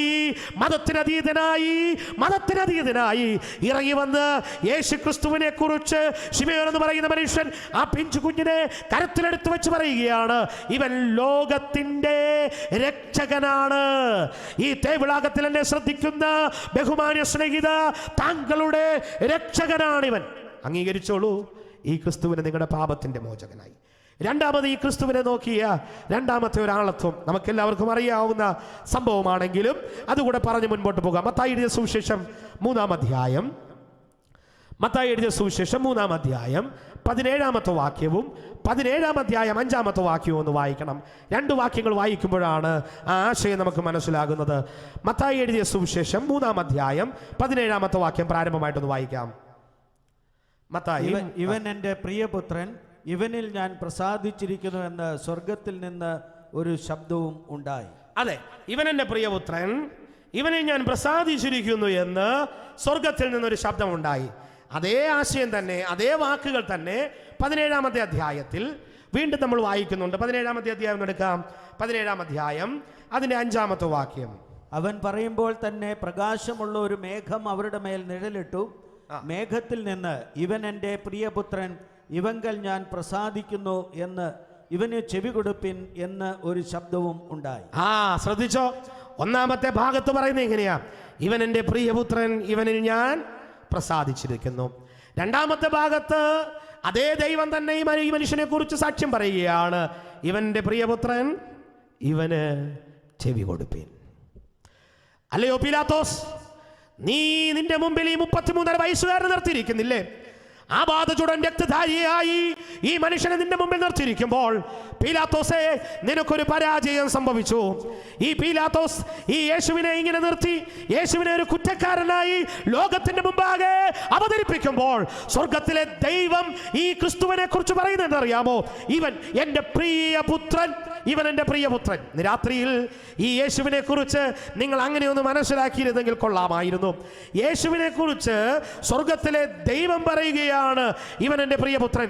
പീലാത്തോസേ, നിനക്ക് തോന്നുമായിരിക്കും നിസ്സഹായനായി, ആരും സഹായിക്കുവാനില്ലാതെ, എല്ലാവരാലും കൈവിടപ്പെട്ടവനായി, ഒന്നും ചെയ്യുവാൻ നിവൃത്തിയില്ലാതെ തലകുനിച്ചു നിൽക്കുന്ന ഒരു കുറ്റവാളിയെ പോലെ തോന്നിക്കുന്ന ഒരു വ്യക്തിയാണ് ഇതെന്ന് നിങ്ങൾക്ക് തോന്നുമായിരിക്കാം. പക്ഷേ പീലാത്തോസ് ഇന്ന് രാത്രിയിൽ ഒരു കാര്യം മനസ്സിലാക്കണം. യുഗങ്ങൾക്ക് മുൻപേയുള്ള പാറയാണ് നിൽക്കുന്നത്, യഹൂദയിൽ സിംഹമാണ് ഈ നിൽക്കുന്നത്, ഇസ്രായേലിനെ ഭരിക്കുവാൻ പോകുന്ന രാജാവാണ് നിൽക്കുന്നത്. കുറച്ചുകൂടെ പറഞ്ഞാൽ, വെളിപ്പാട് പുസ്തക ഭാഷകൾ പറഞ്ഞാൽ, താമസിക്കാതെ വെള്ളക്കുതിരപ്പുറത്ത് ലോകത്തെ മുഴുവൻ ന്യായം വിധിക്കുവാനായി ന്യായാധിപതിയായി കടന്നു വരുവാൻ പോകുന്ന രാജാതിരാജാവാണ് പീലാത്തോസെ നീ നിർത്തിയിരിക്കുന്ന ഈ രക്തധാരിയായ ആ മനുഷ്യൻ. ഇന്ന് രാത്രിയിൽ നിങ്ങൾ ആ മനുഷ്യനെ നോക്കുമോ? അവൻ മാനവജാതിയുടെ പാപത്തിന്റെ മോചകനാണ്. മാനവജാതിയുടെ പാപത്തിന്റെ മോചകൻ എന്ന് മാത്രമല്ല, ഇവൻ എൻ്റെ പ്രിയപുത്രനാണ്. ഈ പ്രിയപുത്രൻ എന്ന് പറയുമ്പോൾ നിങ്ങൾക്കൊരു പക്ഷെ തോന്നുമായിരിക്കുമോ, അത്ര വലിയ പ്രാധാന്യമൊന്നുമില്ല, ഒരു പുത്രനല്ലേ? ഈ ആശയത്തെ ഒന്നുകൂടി വിശദീകരിക്കുവാൻ ആ പുത്രൻ എന്ന് പറയുന്ന ആ വാചകത്തിൻ്റെ ഗൗരവം ഒന്നുകൂടെ വിശദീകരിക്കുവാൻ ബൈബിൾ ഉള്ളവരെന്ന് തുറന്നാട്ടെ കൊലോസ്യ ലേഖനം 1-ാം അധ്യായം. നമുക്കറിയാവുന്ന വാക്യം തന്നെയാണ്. എന്നാൽ ആ പുത്രൻ എന്നുള്ള ആ ഭാഗം വായിച്ച് അങ്ങനെ ഒന്ന് വിട്ടുകഴിഞ്ഞാൽ ഒരു പക്ഷേ നമുക്കതിൻ്റെ ഗൗരവം മനസ്സിലാകണമെന്നില്ല. 1-ാം അധ്യായം 14-ാമത്തെ വാക്യം. കൊലോസ്യ ലേഖനം 1-ാം അധ്യായം അതിൻ്റെ 14-ാമത്തെ വാക്യം. അവിടെ നാം വായിക്കുന്നത് അവൻ അദൃശ്യനായ ദൈവത്തിന്റെ പ്രതിമയും അവനിൽ നമുക്ക് പാപമോചനം എന്ന വീണ്ടെടുപ്പുണ്ട്. അവൻ അദൃശ്യനായ ദൈവത്തിന്റെ. ശ്രദ്ധിക്കണേ, ഈ പുരുഷനെ കുറിച്ച്, ഈ 33 വയസ്സുകാരനെ കുറിച്ച്, ഇവൻ എന്റെ പ്രിയപുത്രനെന്ന് സ്വർഗം സാക്ഷ്യം ചെയ്ത് ഈ മനുഷ്യനെ കുറിച്ച് സ്വർഗത്തിലെ ദൈവം അപ്പോസ്തലനായ പൗലോസിന് വെളിപ്പെടുത്തി കൊടുക്കുമ്പോൾ അദ്ദേഹം പറഞ്ഞു കൊടുക്കുന്നത് ഇങ്ങനെയാ: ഇവൻ അദൃശ്യനായ ദൈവത്തിന്റെ പ്രതിമ. തീർന്നോ? സർവ സൃഷ്ടിക്കും ആദ്യജാതനുമാകുന്നു. സ്വർഗത്തിലുള്ളതും ഭൂമിയിലുള്ളതും വാഴ്ചകളാകട്ടെ അധികാരങ്ങളാകട്ടെ സകലവും അവൻ മുഖാന്തരവും അവനായിട്ടും സൃഷ്ടിക്കപ്പെട്ടിരിക്കുന്നു. ദൈവത്തിന് സ്തോത്രം. ഈ 33 വയസ്സുകാരനെ നിങ്ങൾ തൂക്കിക്കൊന്നോളൂ, പക്ഷേ ഇവൻ ആരാന്നറിയാമോ? ഇവൻ സകലത്തിന്റെയും മീതെ ദൈവമായിരിക്കുന്ന ദൈവമാണ്. കോടങ്കരയിൽ എന്നെ ശ്രദ്ധിക്കുന്ന ബഹുമാന്യ സ്നേഹിതരെ, ഈ യേശുക്രിസ്തുവിനെ എനിക്ക് പരിചയപ്പെടുത്തുവാൻ അതിയായ സന്തോഷമുണ്ട്. ഇവൻ രക്തധാരിയായി നിൽക്കുന്നു എന്നുള്ളത് ശരി തന്നെയാണ്. ഇവനെ നിസ്സഹായനായ ഒരു പക്ഷെ നിങ്ങൾക്ക് തോന്നുമായിരിക്കാം, അയ്യോ സഹായിക്കാൻ ആരുമില്ലാത്തൊരു വ്യക്തിയായി നിങ്ങൾക്ക് തോന്നുമായിരിക്കാം. പക്ഷേ എനിക്കിന്ന് രാത്രിയിൽ ഈ ക്രിസ്തുവിനെ കുറിച്ച് പ്രസംഗിക്കുവാൻ അഭിമാനമുണ്ട്. കാരണം ഇവൻ സാക്ഷാൽ ദൈവമാണ്.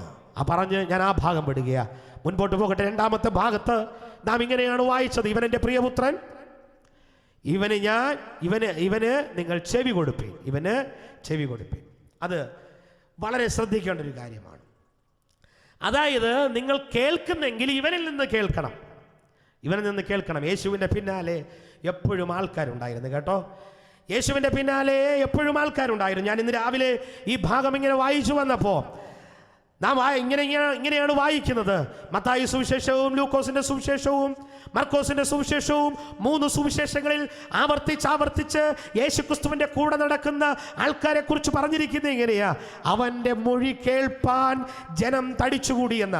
നമ്മൾ നേരത്തെ വായിച്ച ആ പക്ഷപാതക്കാരൻ്റെ സംഭവമുണ്ടല്ലോ, ആ അധ്യായം മർക്കോസിന്റെ സുവിശേഷത്തിൽ നാം വായിക്കുമ്പോൾ അവിടെ നാം വായിക്കുന്നത് എങ്ങനെയാണ്?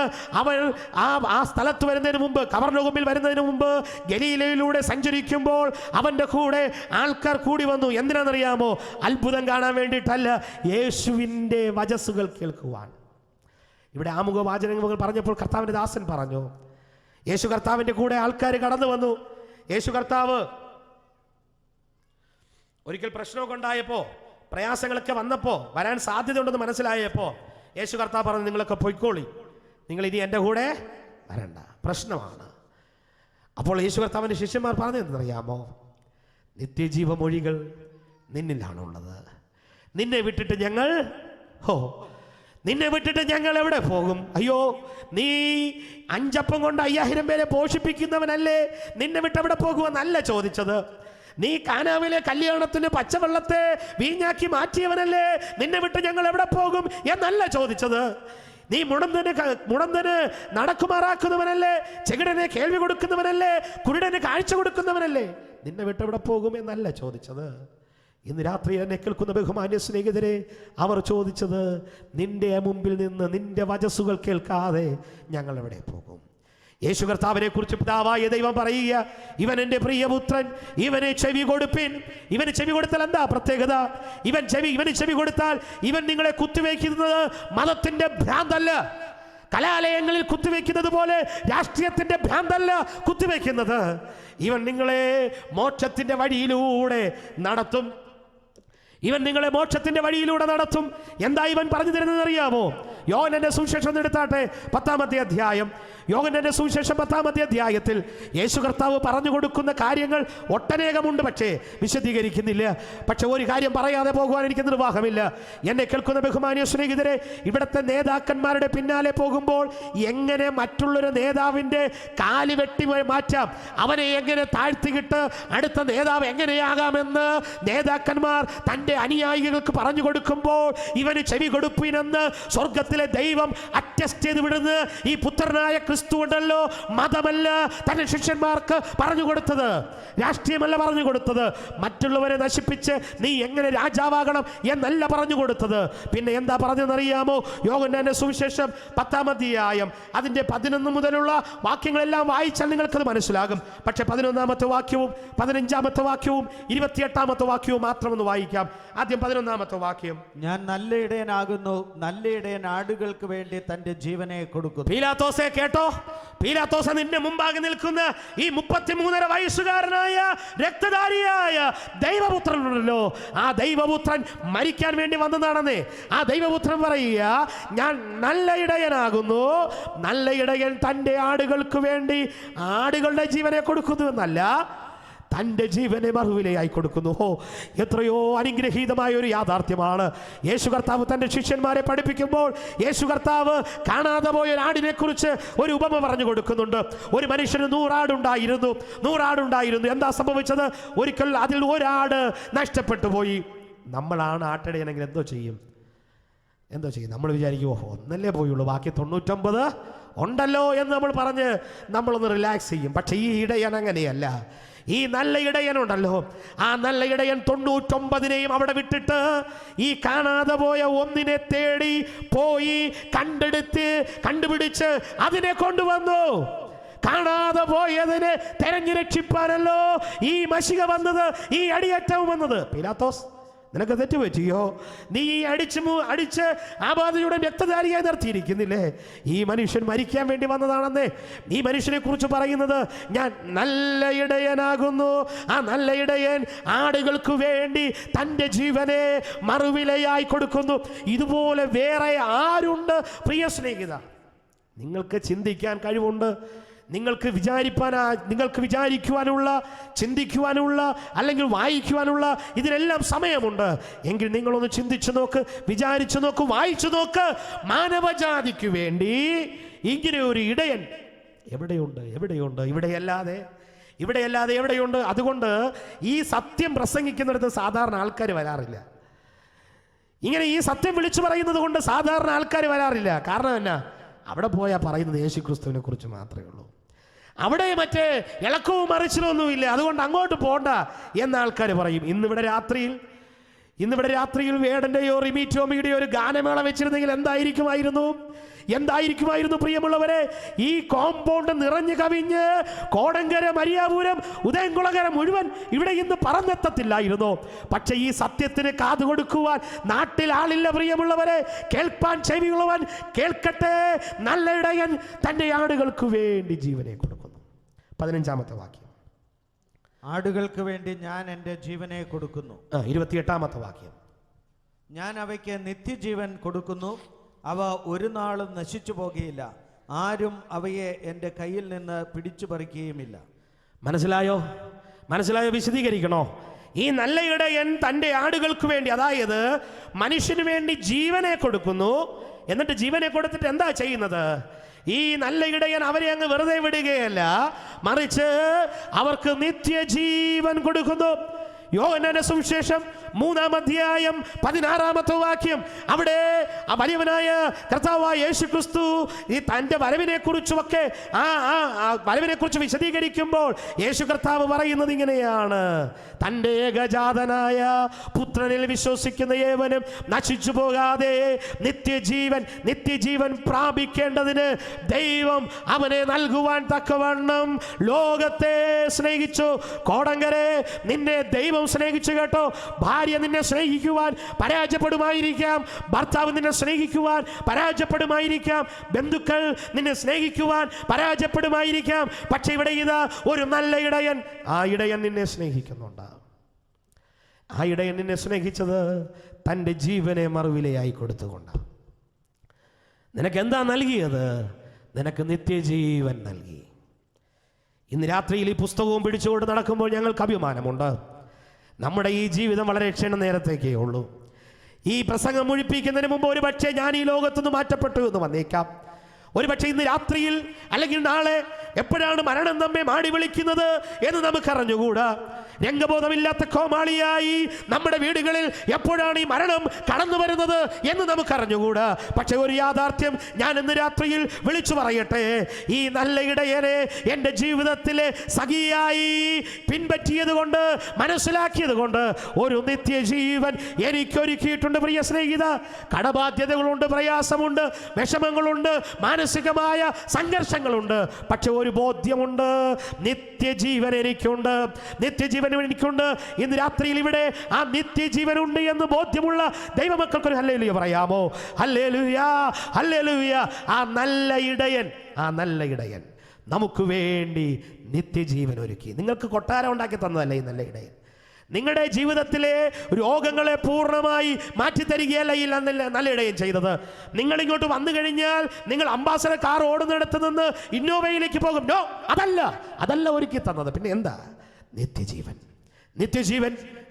പ്രിയമുള്ളവരെ, ഒരുപക്ഷെ പ്രയാസത്തിൻ്റെയും പ്രതികൂലത്തിൻ്റെയും വേദനയുടെയും പടുകുഴിയിൽ പട്ടുപോകുവാൻ സാധ്യതയുള്ള നിങ്ങൾക്ക് ഇന്ന് രാത്രിയിൽ ദൈവത്തിൻ്റെ ആത്മാവ് നിങ്ങളോട് പറയുക, നിങ്ങൾക്ക് നിത്യജീവൻ ഒരുക്കി തരുന്ന ഒരു ഇടയൻ. ആ ഇടയനാണ് രക്തധാരിയായി ഇവിടെ നിൽക്കുന്നത്. അതുകൊണ്ടാണ് ദൈവം പറയുന്നത്, അവന് ചെവി കൊടുപ്പീൻ. അവന് ചെവി കൊടുത്തു കഴിഞ്ഞാൽ അവൻ നിത്യജീവനെ കുറിച്ച് പറഞ്ഞു തരും. അവന് ചെവി കൊടുത്താൽ അവൻ എങ്ങനെ വെള്ളം കൂട്ടാതെ വെള്ളം അടിക്കാന്നല്ല അവൻ പറഞ്ഞു തരുന്നത് കേട്ടോ. അവൻ എങ്ങനെ നിങ്ങളുടെ ദാരിദ്ര്യം മാറ്റിത്തരും എന്നല്ല പറഞ്ഞു തരുന്നത്. അവൻ പറഞ്ഞു തരുന്നത് നിത്യജീവന്റെ വഴികളാണ്. നമ്മുടെ നാട്ടിൻ പുറത്ത് സാധാരണ ആൾക്കാർ ഇങ്ങനെ പറയാറുണ്ട്, 1 കിലോ അരി വാങ്ങാൻ പൈസ ഇല്ലെങ്കിൽ ആരും കൊടുക്കത്തില്ല, അല്ലേ? എന്നാൽ നാളെ വെള്ളം അടിക്കാൻ പൈസ ഇല്ലെന്ന് പറഞ്ഞു നോക്കിയേ. എനിക്ക് നാളെ അടിക്കാൻ പൈസ ഇല്ലടേ എന്ന് പറഞ്ഞു നോക്കിയേ, എന്താ പറ്റും? വണ്ടി വിളിച്ച് വീട്ടിൽ വരും സാധനം. ലോകമിതാണ് വെച്ച് വിളമ്പുന്നത്. അയ്യോ, ഈ നസ്രത്തുകാരനായി ഈ മനുഷ്യനെ ഒന്ന് കണ്ടു നോക്കിയേ. ഇന്ന് രാത്രി നിങ്ങൾ ഈ മനുഷ്യനെ ഒന്ന് കണ്ടു നോക്കിയേ. ഈ മനുഷ്യൻ എന്താ നിങ്ങളോട് പറയുന്നത്? നിത്യജീവൻ എങ്ങനെ കരഗതമാക്കാമെന്ന് ഈ മനുഷ്യൻ നിങ്ങൾക്ക് പറഞ്ഞു തരും. ഈ മനുഷ്യൻ നിത്യജീവൻ നിങ്ങൾക്ക് എങ്ങനെ നേടിയെടുക്കാമെന്ന് ഈ മനുഷ്യൻ പറഞ്ഞു വരും. അതുകൊണ്ട് പ്രിയമുള്ളവരെ, നിത്യജീവന്റെ അവകാശികളായ ദൈവമക്കളെ, നമ്മൾക്കിങ്ങനെ ചിന്തിക്കാം, നമുക്കിങ്ങനെ ഇന്ന് രാത്രി പറയാം, കാട്ടൊലിവായിരുന്നു നമ്മെ വെട്ടിയെടുത്ത് നല്ലൊലിവിനോട് ചേർത്ത് ബന്ധിച്ച ആ ദൈവസ്നേഹമാണ് ഈ ഇടയന്റെ സ്നേഹം. അതനുഭവിക്കുന്ന ദൈവമക്കൾ ഇന്ന് ഈ ശബ്ദം ശ്രദ്ധിക്കുന്നുണ്ട്. അതനുഭവിക്കുന്ന ദൈവമക്കൾ ഇന്നിവിടെ ഇരിപ്പുണ്ട്. ദൈവം നല്ല ഇടയനാണ്, ജീവിതത്തെ രൂപാന്തരപ്പെടുത്തുന്ന ഇടയനാണ്. ഒട്ടനേകം ഉദാഹരണങ്ങളുണ്ട് കേട്ടോ വേദപുസ്തകത്തിൽ, പറയുവാൻ നമുക്ക് സമയമില്ലല്ലോ. ശൗൽ എന്ന് പറയുന്ന ക്രൂരനായ ഒരു പടയാളി ക്രൈസ്തവ സഭയെ കൊന്നുമുടിക്കണമെന്ന ആപ്തവാക്യവുമായി ദമസ്കോസിന്റെ പടിവാതിലേക്ക് ക്രൈസ്തവ സഭയെ കൊന്നുമുടിക്കുവാനുള്ള അധികാരികളുടെ പത്രവുമായി ക്രൈസ്തവ സഭയുടെ നാട്യത്തിന് വേണ്ടി ഇറങ്ങിപ്പുറപ്പെട്ട ക്രൂരനായ പട്ടാളക്കാരൻ, ക്രൂരനായ ശൗൽ എന്ന മേധാവി, അവൻ ദമസ്കോസിന്റെ പടിവാതിക്കലെത്തുമ്പോൾ ഈ അരുമനാഥന്റെ ഇമ്പസ്വരം അവന്റെ കാതുകളിൽ മുഴങ്ങുവാനിടയായി തുറന്നു. ശൗലേ, നീ ഉപദ്രവിക്കുന്ന നസറേയനാകുന്ന യേശുവാകുന്നു ഞാനെന്ന് ആ ഗംഭീരനാദം ശൗലിന്റെ കാതുകളിൽ മുഴങ്ങി. അവന് ചെവി കൊടുത്തു ശൗൽ. പിന്നെ എന്തു പറ്റിയെന്നറിയാമോ? 4 വർഷങ്ങൾ കഴിഞ്ഞപ്പോൾ ഈ ശൗൽ പറയുകയാണ്, ഞാൻ സമ്പന്നനാണ്, ഞാൻ ഏറ്റവും വലിയ കോടീശ്വരനാണ്, എനിക്ക് വിദ്യാഭ്യാസമുണ്ട്. പക്ഷേ അവിടെ കേട്ട ആ ശബ്ദത്തിന്റെ മുമ്പിൽ ഞാൻ എല്ലാം ചപ്പന്നും ചവറന്നും എണ്ണുന്നു. ദൈവത്തിന് സ്തോത്രം. കാരണം എന്നാ? ശൗലിനെ നിത്യജീവൻ കൊടുത്തു. ഈ 33 വയസ്സുകാരനെ നിങ്ങളൊന്ന് കാണ്, ഇവൻ നിത്യജീവൻ നൽകുന്നവനാണ്. 3-ാമത്തെ കാര്യം കൂടെ പറഞ്ഞ് ഞാൻ ഈ സന്ദേശത്തിന് വിരാമം കുറിക്കാം. അപ്പോസ്തലപ്രവൃത്തി 1-ാം അധ്യായം 11-ാമത്തെ വാക്യം. നമുക്കെല്ലാവർക്കും അറിയാവുന്ന സംഭവമാണ്. ഗലീല പുരുഷന്മാരെ, നിങ്ങൾ ആകാശത്തേക്ക് നോക്കി നിൽക്കുന്നത് എന്ത്? നിങ്ങളെ വിട്ട് സ്വർഗാരോഹണം ചെയ്ത ഈ യേശുവിനെ സ്വർഗത്തിലേക്ക് പോകുന്നവനായി നിങ്ങൾ കണ്ടതുപോലെ തന്നെ അവൻ വീണ്ടും വരും എന്ന് പറഞ്ഞു. ആഹാ, 3-ാമത്തെ കൂട്ടർ യേശുവിനെ കാണുകയാണ്. പീലാത്തോസിന്റെ കൽത്തളത്തിൽ ആപാദചൂടം രക്തധാരിയായി നിൽക്കുന്ന ഈ ക്രിസ്തുവിനെ ശിമിയോൻ കണ്ടപ്പോൾ അവൻ വിളിച്ചു പറയുകയാണ്, ഇവൻ ലോകത്തിന്റെ രക്ഷകനാണ്, ഈ ക്രിസ്തുവിനെ കണ്ട് സ്വർഗത്തിലെ ദൈവം തന്റെ പുത്രനെ കുറിച്ച് അറ്റസ്റ്റ് ചെയ്യുകയാണ്. ഇവൻ എൻ്റെ പ്രിയപുത്രൻ, ഇവന് ചെവി കൊടുപ്പേൻ. ഇതാ ഒലിവ് മലയുടെ പുറത്തു നിന്ന് നീണ്ട 33.5 വർഷക്കാലം ഭൂമിയിൽ ജീവിച്ച് അനുഗ്രഹീതമായി ജീവിതം നയിച്ച് സ്വർഗാരോഹണം ചെയ്തു പോകുകയാണ് കർത്താവായ യേശു ക്രിസ്തു. ഇതിനു മുമ്പ് ഒരു കാര്യം കൂടെ പറയാതെ പോയാൽ ഈ സന്ദേശം പൂർത്തീകരിക്കുകയില്ല. യേശു സ്വർഗാരോഹണം ചെയ്തു പോകുന്നതിന് മുമ്പ് പീലാത്തോസിന്റെ പട്ടാളക്കാർ യേശുവിനെ ക്രൂശിക്കാൻ ഏൽപ്പിച്ചു കൊടുത്തു. ഞാൻ പ്രാരംഭത്തിൽ ഓർപ്പിച്ചല്ലോ, ഒന്നുകിൽ അടുപ്പിക്കും അല്ലെങ്കിൽ ക്രൂശിക്കും. ഇത് രണ്ടും യേശു ഏറ്റെടുത്തു.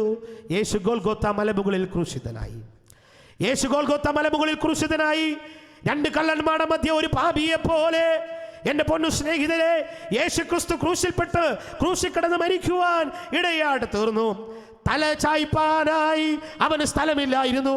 പ്രപഞ്ചത്തെ ഉണ്ടാക്കിയ പടച്ച തമ്പുരാനായ ദൈവം നിസ്സഹായനായി, ആരും സഹായിക്കുവാൻ ഇല്ലാത്തവനായി ഒരു പാപിയെ പോലെ ഏലി ഏലി ലമ്മാ ശബക്താനി എന്ന് ഉറക്കെ വിളിച്ചുകൊണ്ട് my God why has thou forsaken me, എൻ്റെ ദൈവമേ നീയും എന്നെ കൈവിട്ടതെന്ത് എന്ന് ഉറക്കെ നിലവിളിച്ചുകൊണ്ട് എൻ്റെ പ്രാണനായകനായ കർത്താവായ യേശു ക്രിസ്തു ഗോൽഗോഥ മലമുകളിൽ രണ്ട് കള്ളന്മാരുടെ മധ്യേ ഏറ്റവും നിന്ദിതനായി നിസ്സാരനായി തൂങ്ങപ്പെട്ട് മരിക്കുവാനിടയായിട്ട് തീർന്നു. പ്രിയമുള്ളവരെ, ഒരു വശം പ്രസംഗ ഭാഷയിൽ പറയുമ്പോൾ നിങ്ങൾക്കിത് എത്രത്തോളം ഉൾക്കൊള്ളണമെന്ന് എനിക്ക് അറിഞ്ഞുകൂടാ.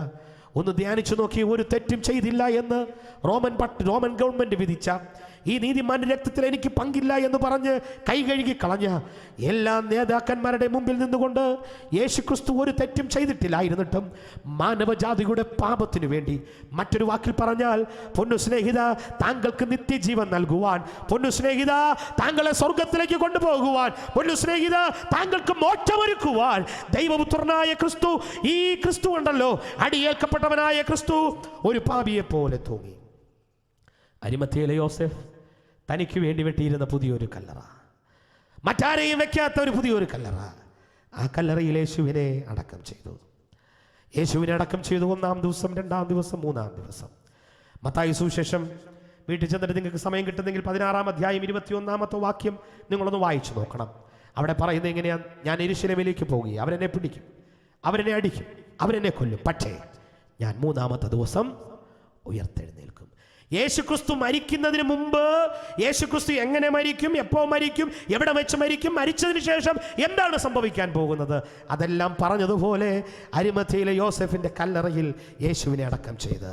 എന്നെ ശ്രദ്ധിക്കുന്ന ബഹുമാന്യ സ്നേഹിതരെ, നിങ്ങൾക്കറിയാമോ, പ്രഗത്ഭന്മാരുടെ കല്ലറകൾ ലോകത്തിന്റെ വിവിധ ഭാഗങ്ങളിൽ അടഞ്ഞുകിടക്കുമ്പോൾ പാലിസ്തീന്റെ വിരിമാറിൽ ഇന്ന് രാത്രിയിൽ അരിമത്തിയിലെ യോസെഫിന്റെ കല്ലറയെ തിരികെ കൊടുത്തുകൊണ്ട് ആ യോസെഫിന്റെ കല്ലറയുടെ സമീപത്ത് ഇങ്ങനെ ഒരു എഴുത്തെഴുതി വെച്ചിട്ടുണ്ട്: അവൻ ഇവിടെ ഇല്ല, അവൻ ഉയർത്തെഴുന്നേറ്റിരിക്കുന്നു.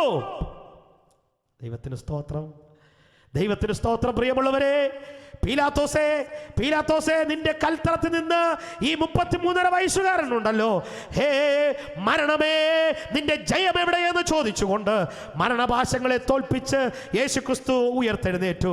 ഞാൻ എവിടെ നിർത്തുകയാണ്? യേശു കർത്താവ് മരണത്തെ ജയിച്ച് ഉയർത്തെഴുന്നേറ്റു. അങ്ങനെ യേശു കർത്താവ് ഉയർത്തെഴുന്നേറ്റിട്ട് അനേക സ്ഥലങ്ങളിൽ പ്രത്യക്ഷനായിട്ടുണ്ട്. അനേക സ്ഥലങ്ങളിൽ പ്രത്യക്ഷനായി. കൊരിന്ത്യർ ലേഖനം നാം വായിക്കുമ്പോൾ കൊരിന്ത്യർ ലേഖനത്തിലെ ആശയം കൂടെ എടുത്താണ് പറയുന്നതെങ്കിൽ, ഒലിവുമലയിൽ യേശു കർത്താവ് സ്വർഗാരോഹണം ചെയ്തു പോകുന്ന സമയത്ത് ഏകദേശം 500-ലധികം ആൾക്കാർ അവിടെ സാക്ഷികളായിട്ട് നിൽക്കുകയാണ്.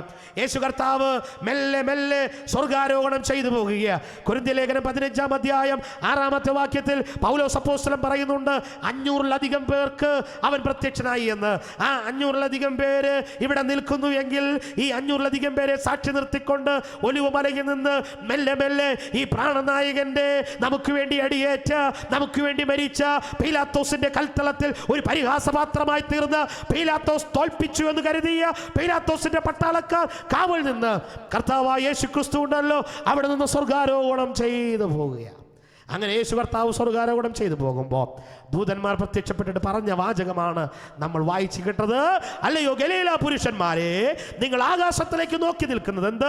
നിങ്ങളെ വിട്ടുപോയ ക്രിസ്തു പോയതുപോലെ തന്നെ മടങ്ങി വരും. നിങ്ങൾ ഇവനെ കണ്ടോ? ഇവനെ നിങ്ങൾ കണ്ടോ? നിങ്ങൾ ഈ ക്രിസ്തുവിനെ കണ്ടില്ലേ? നിങ്ങൾ ഈ ക്രിസ്തു പോയതുപോലെ ഇവൻ മടങ്ങി വരാനായിട്ട് പോവുകയാണ്. അതുകൊണ്ട് ഞാൻ ഇങ്ങനെ പറയട്ടെ, ഈ രക്ഷകന്റെ മൂന്നാമത്തെ ക്വാളിറ്റി, ഒന്ന്, ഈ രക്ഷകൻ ലോകത്തിൻ്റെ പാപത്തിനു വേണ്ടി മരിച്ച ലോകൈക രക്ഷകനാണ്. രണ്ട്, ഈ രക്ഷകൻ എന്ന് പറയുന്നത് സ്വർഗത്തിലെ ദൈവത്തിൻ്റെ പുത്രനായ രക്ഷകനാണ്, പ്രിയപുത്രനായ രക്ഷകനാണ്. മൂന്നാമത്തെ കാര്യം, ഇവിടെ ദൈവത്തിൻ്റെ ആത്മാവ് നമ്മോട് പറയാൻ ഉദ്ദേശിക്കുന്നത് സ്വർഗാരോഹണം ചെയ്തു പോയ രക്ഷകനാണ്. ഉലകത്തിലെ വമ്പന്മാരും കൊമ്പന്മാരും മിടുക്കന്മാരും മിടുക്കികളുടെ കല്ലറകൾ നമ്മുടെ കണ്ണിൻ്റെ മുൻപിൽ അടഞ്ഞുകിടക്കുമ്പോൾ പാലിസ്റ്റിന്റെ വിരിമാറിൽ തുറക്കപ്പെട്ട കല്ലറ ലോകത്തോട് വിളിച്ചു പറയുകയാണ്, ഈ ക്രിസ്തു ഉയർത്തെഴുന്നേറ്റു, ഈ ക്രിസ്തു ഉയർത്തെഴുന്നേറ്റു. പ്രിയമുള്ളവരെ, ഇവനെ കുറിച്ച് പ്രസംഗിച്ചാലും തീരുകയില്ല. ഇവൻ ഉയർത്തെഴുന്നേറ്റത് കൊണ്ട് എന്താ സംഭവിച്ചതെന്നറിയാമോ? ഓസ്വേൾഡ് ചേംബർ എന്ന് പറയുന്ന ദൈവദാസൻ പറയുന്ന ഇങ്ങനെയാ, അവൻ ഉയർത്തെഴുന്നേറ്റ് സ്വർഗാരോഹണം ചെയ്തു പോയതിലൂടെ ലോക മാനവജാതിക്ക് സ്വർഗം തുറന്നു കൊടുക്കുവാൻ ഇടയായിട്ട് തീർന്നു. ഇന്ന് രാത്രിയിൽ അവിടവിടങ്ങളായിരുന്ന് എന്നെ ശ്രദ്ധിക്കുന്ന ബഹുമാന്യ സ്നേഹിത, ഈ സ്വർഗത്തിന് വേണ്ടിയിട്ടല്ലേ നീ തീർത്ഥാടനം നടത്തുന്നത്? ഈ സ്വർഗത്തിന് വേണ്ടിയിട്ടല്ലേ കാശ് വലിച്ചെറിയുന്നത്? ഈ സ്വർഗത്തിന് വേണ്ടിയിട്ടല്ലേ വെടിവഴിപാട് നടത്തുന്നത്? ഈ സ്വർഗത്തിന് വേണ്ടിയിട്ടല്ലേ തെക്കും വടക്കുമൊക്കെ യാത്ര ചെയ്യുന്നത്? ഇന്ന് രാത്രി ദൈവം പറയുക, ഈ ക്രിസ്തുവിനെ അടുക്കിലേക്ക് നീ വരുമോ? ഈ രക്തധാരിയായ ക്രിസ്തുവിനെ നിനക്കൊന്ന് കാണാൻ പറ്റുമോ? Behold the man. ഈ മനുഷ്യനെ നിനക്കൊന്ന് കാണാനായിട്ട് പറ്റുമോ? ഈ മനുഷ്യനെ നിനക്കൊന്ന് കണ്ടു നോക്കാനായിട്ട് പറ്റുമോ? ഇവൻ നിന്നെ സ്വർഗത്തിലേക്ക് കൊണ്ടുപോകും. യേശു ക്രിസ്തു ഒരിക്കലും ഇങ്ങനെ പ്രഖ്യാപിക്കുവാനിടയായിട്ട് തീർന്നു, എന്നിൽ വിശ്വസിക്കുന്നവൻ മരിച്ചാലും ജീവിക്കും. ഈ അനുഗ്രഹീതനായ വ്യക്തിത്വത്തെ നിങ്ങളുടെ ജീവിതത്തിൽ രക്ഷകനായി, വീണ്ടെടുപ്പുകാരനായി, നിങ്ങളുടെ പാപത്തിൻ്റെ മോചകനായി നിങ്ങൾക്ക് സ്വീകരിക്കാൻ മനസ്സുണ്ടോ? നിങ്ങൾക്ക് വേണ്ടി രക്തധാരിയായി നിൽക്കുന്ന, ശരീരം മുഴുവൻ അടിയേറ്റ് നിൽക്കുന്ന ഈ വ്യക്തിത്വത്തെ രക്ഷകനായി സ്വീകരിക്കുവാൻ നിങ്ങൾക്കിന്ന് മനസ്സുണ്ടോ? 5 പൈസയും വേണ്ട, നിങ്ങളുടെ പൈസ ഒന്നും വേണ്ട. നിങ്ങൾ ഇരിക്കുന്ന ഇരിപ്പിലിരുന്നു കൊണ്ട് രക്ഷകനോട് ഇങ്ങനെ ഒന്ന് പ്രാർത്ഥിക്കുവാൻ നിങ്ങൾക്ക് മനസ്സുണ്ടോ? ആരുണ്ട് ഈ രാത്രിയിൽ നിങ്ങളുടെ ഹൃദയം യേശുവിന് വേണ്ടി സമർപ്പിക്കുവാൻ? ഇന്ന് രാത്രി ആരെങ്കിലും ഈ പന്തലിനകത്തുണ്ടോ? നിങ്ങളുടെ ക്വാളിറ്റികളൊന്നും ദൈവം നോക്കുന്നില്ല. നിങ്ങൾ എത്ര വലിയ പാപിയാണ്, നോ മാറ്റർ, അതൊരു വിഷയമല്ല. നിങ്ങൾ എത്ര പ്രശ്നക്കാരനാണ്, ദൈവത്തിന് അതൊരു വിഷയമല്ല. പക്ഷേ ദൈവത്തിന് വിഷയം നിങ്ങളുടെ മനസ്സ്. നിങ്ങളുടെ ഹൃദയത്തിലേക്ക് ഈ ദൈവം കടന്നു വരുവാൻ ആഗ്രഹിക്കുന്നു. നിങ്ങൾ ഇരിക്കുന്ന ഇരിപ്പിലിരുന്നു കൊണ്ട് ദൈവത്തോട് ഇങ്ങനെ പറയുവാൻ നിങ്ങൾക്ക് മനസ്സുണ്ടോ? പീലാത്തോസിന്റെ കൽത്തളത്തിൽ ആപാദചൂടൻ രക്തധാരിയായി നിൽക്കുന്ന ഈ 33.5 വയസ്സുകാരൻ അടിയേറ്റത് ടൈം പാസ് അല്ല, അടിയേറ്റത് വെറുതെ അല്ല, അവൻ രക്തം ചൊരിഞ്ഞത് വെറുതെയല്ല.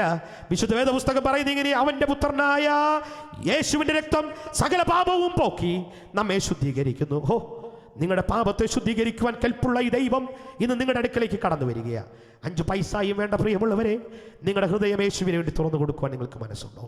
വിശുദ്ധ വേദപുസ്തകം ഇങ്ങനെ പറയുന്നു, യേശുവിനെ കർത്താവെന്ന് വായിക്കൊണ്ട് ഏറ്റുപറയുകയും ദൈവം അവനെ മരിച്ചവരുടെ ഇടയിൽ നിന്ന് ഉയർത്തെഴുന്നേൽപ്പിച്ചു എന്ന് ഹൃദയം കൊണ്ട് വിശ്വസിക്കുകയും ചെയ്താൽ നീ രക്ഷിക്കപ്പെടും. ഈ രക്ഷയിലേക്ക് കടന്നു വരുവാൻ നിനക്ക് മനസ്സുണ്ടോ? കണ്ണടയ്ക്കാം, പ്രാർത്ഥിക്കാം.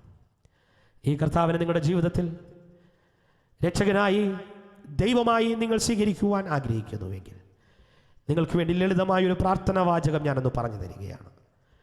നിങ്ങൾ ഇരിക്കുന്ന ഇരിപ്പിൽ എൻ്റെ പൊന്നു സ്നേഹിത, ഒരുപക്ഷെ നിങ്ങൾ വീട്ടിലായിരിക്കാം, ഒരുപക്ഷെ കടയുടെ വരാന്തയിലായിരിക്കാം, ഒരുപക്ഷെ ഈ പന്തലിനകത്തായിരിക്കാം, മറ്റെവിടെയെങ്കിലും ആയിരിക്കാം. എവിടെ ഇരുന്നാണെങ്കിലും യേശുവിന് വേണ്ടി നിങ്ങൾക്ക് നിങ്ങളുടെ ഹൃദയം തുറന്നു കൊടുക്കുവാൻ സാധിക്കുമോ? നിങ്ങൾക്ക് വേണ്ടി രക്തധാരിയായ ക്രിസ്തുവിനെ നിങ്ങളുടെ ജീവിതത്തിലേക്കൊന്ന് സ്വാഗതം ചെയ്യുവാൻ നിങ്ങൾക്ക് സാധിക്കുമോ? ഇങ്ങനെ നിങ്ങൾക്കൊന്ന് പ്രാർത്ഥിക്കാമോ? നിങ്ങൾക്ക് വേണ്ടി ആ പ്രാർത്ഥനാ വാചകം ഞാനൊന്ന് പറഞ്ഞു തരികയാണ്. ആരെങ്കിലും യേശുവിനെ അംഗീകരിക്കുവാൻ നിങ്ങൾക്ക് മനസ്സുണ്ടെങ്കിൽ, ആരെങ്കിലും ഉണ്ടെങ്കിൽ ഈ പ്രാർത്ഥന ഇങ്ങനെയൊന്ന് പ്രാർത്ഥിക്കുമോ? യേശുവേ, ഞാനൊരു പാപിയാണ്, എൻ്റെ പാപത്തിനു വേണ്ടി അവിടുന്ന് മരിച്ചു, അടക്കപ്പെട്ടു, ഉയർത്തെഴുന്നേറ്റു എന്ന് ഞാൻ വിശ്വസിക്കുന്നു. അങ്ങേ ഞാൻ എൻ്റെ രക്ഷകനായി, എൻ്റെ ദൈവമായി, എൻ്റെ കർത്താവായി ഞാൻ സ്വീകരിക്കുന്നു. ഇന്നു മുതൽ ഞാൻ അങ്ങേക്കായി ജീവിച്ചു കൊള്ളാം. അങ്ങൻ്റെ ഉള്ളിലേക്ക് കടന്നു വരണമേ. ആമേൻ. പ്രിയ സ്നേഹിത, ഇന്ന് രാത്രി നിങ്ങൾ ഈ ലളിതമായ പ്രാർത്ഥന നിങ്ങളുടെ ഹൃദയത്തിൽ നിന്ന് നിങ്ങൾ ദൈവത്തോട് പ്രാർത്ഥിച്ചിട്ടുണ്ടെങ്കിൽ, ഈ രക്തധാരിയായ ക്രിസ്തു നിങ്ങളുടെ ജീവിതത്തിൽ രക്ഷകനായി ഉദയം ചെയ്തിട്ടുണ്ട്. നിങ്ങളുടെ ജീവിതത്തിൽ പാപത്തിൻ്റെ മോചകനായി ഈ രക്ഷകനായ ക്രിസ്തു ഇന്ന് രാത്രിയിൽ ഉദയം ചെയ്തിട്ടുണ്ട്. അങ്ങനെ ഈ രക്ഷകനെ അംഗീകരിച്ച, അങ്ങനെ ഈ രക്ഷകന്റെ മുമ്പാകെ പ്രാർത്ഥിച്ച ആരെങ്കിലും ഇന്ന് രാത്രിയിൽ ഈ പന്തലിനകത്തുണ്ടോ? നിങ്ങൾക്ക് വേണ്ടി ഞങ്ങൾ പ്രാർത്ഥിക്കുവാനായിട്ട് ആഗ്രഹിക്കുക. നിങ്ങൾ ഈ യേശുവിനെ രക്ഷിതാവായി ദൈവമായി ലളിതമായ പ്രാർത്ഥനയിലൂടെ സ്വീകരിച്ചിട്ടുണ്ടെങ്കിൽ നിങ്ങളുടെ വലതുകരമൊന്ന് ഉയർത്താമോ? നിങ്ങൾക്ക് വേണ്ടി ഞങ്ങൾ പ്രാർത്ഥിക്കാൻ ആഗ്രഹിക്കുന്നു. ആരെങ്കിലും ദൈവം നിങ്ങളെ സഹായിക്കട്ടെ. പ്രിയ പിതാവേ, ദൈവം സഹായിക്കട്ടെ. ആരെങ്കിലും ഉണ്ടോ ഇനി ഈ യേശുവിനെ രക്ഷിതാവായി ദൈവമായി കർത്താവായി അംഗീകരിക്കുവാൻ മനസ്സുള്ള? അങ്ങനെ പ്രാർത്ഥിച്ച ആരെങ്കിലും ഉണ്ടോ ഇന്ന് രാത്രിയിൽ? പരസ്പരം നോക്കേണ്ട ആരെങ്കിലും ഉണ്ടെങ്കിൽ നിങ്ങൾക്ക് വേണ്ടി ഞങ്ങൾ പ്രാർത്ഥിക്കുവാൻ ആഗ്രഹിക്കുന്നു. നിങ്ങളുടെ ഹൃദയം യേശുവിനായിട്ട് തുറക്കുമോ? വരും ദിവസങ്ങളിൽ തീരുമാനമെടുത്തവർ കർത്താവിനോട് ജീവിക്കുവാൻ, സ്നാനപ്പെട്ട് ദൈവസഭയോട് ചേരുവാൻ, കർത്താവിൻ്റെ നാം മഹത്വത്തിനായി നിലനിൽക്കുവാൻ സർവ്വകൃപാലുവായ ദൈവം നിങ്ങളെല്ലാവരെയും സഹായിക്കട്ടെ എന്ന് ആത്മാർത്ഥമായി പ്രാർത്ഥിച്ചുകൊണ്ടും ഇങ്ങനൊരു അവസരം സംജാതമാക്കിയ കോടങ്കര ബ്രദറൻ സഭയ്ക്കും ബ്രദറൻ ഇവാഞ്ചലിക്കൽ യൂത്ത് ഫെലോഷിപ്പിലെ എൻ്റെ കൂട്ടു സഹോദരന്മാർക്കും ഹൃദയത്തിൻ്റെ ഭാഷയിൽ നന്ദി അറിയിച്ചുകൊണ്ടും എൻ്റെ വാക്കുകൾക്ക് വിരാമം കുറിക്കുന്നു. ഇപ്പോൾ ദൈവദാസൻ മുൻപോട്ട് കടന്നു പ്രാർത്ഥിച്ച് ആശീർവാദം പറയും. ദൈവം നമ്മെ എല്ലാവരെയും സഹായിക്കട്ടെ. ദൈവനാമം മഹത്വപ്പെടുമാറാകട്ടെ.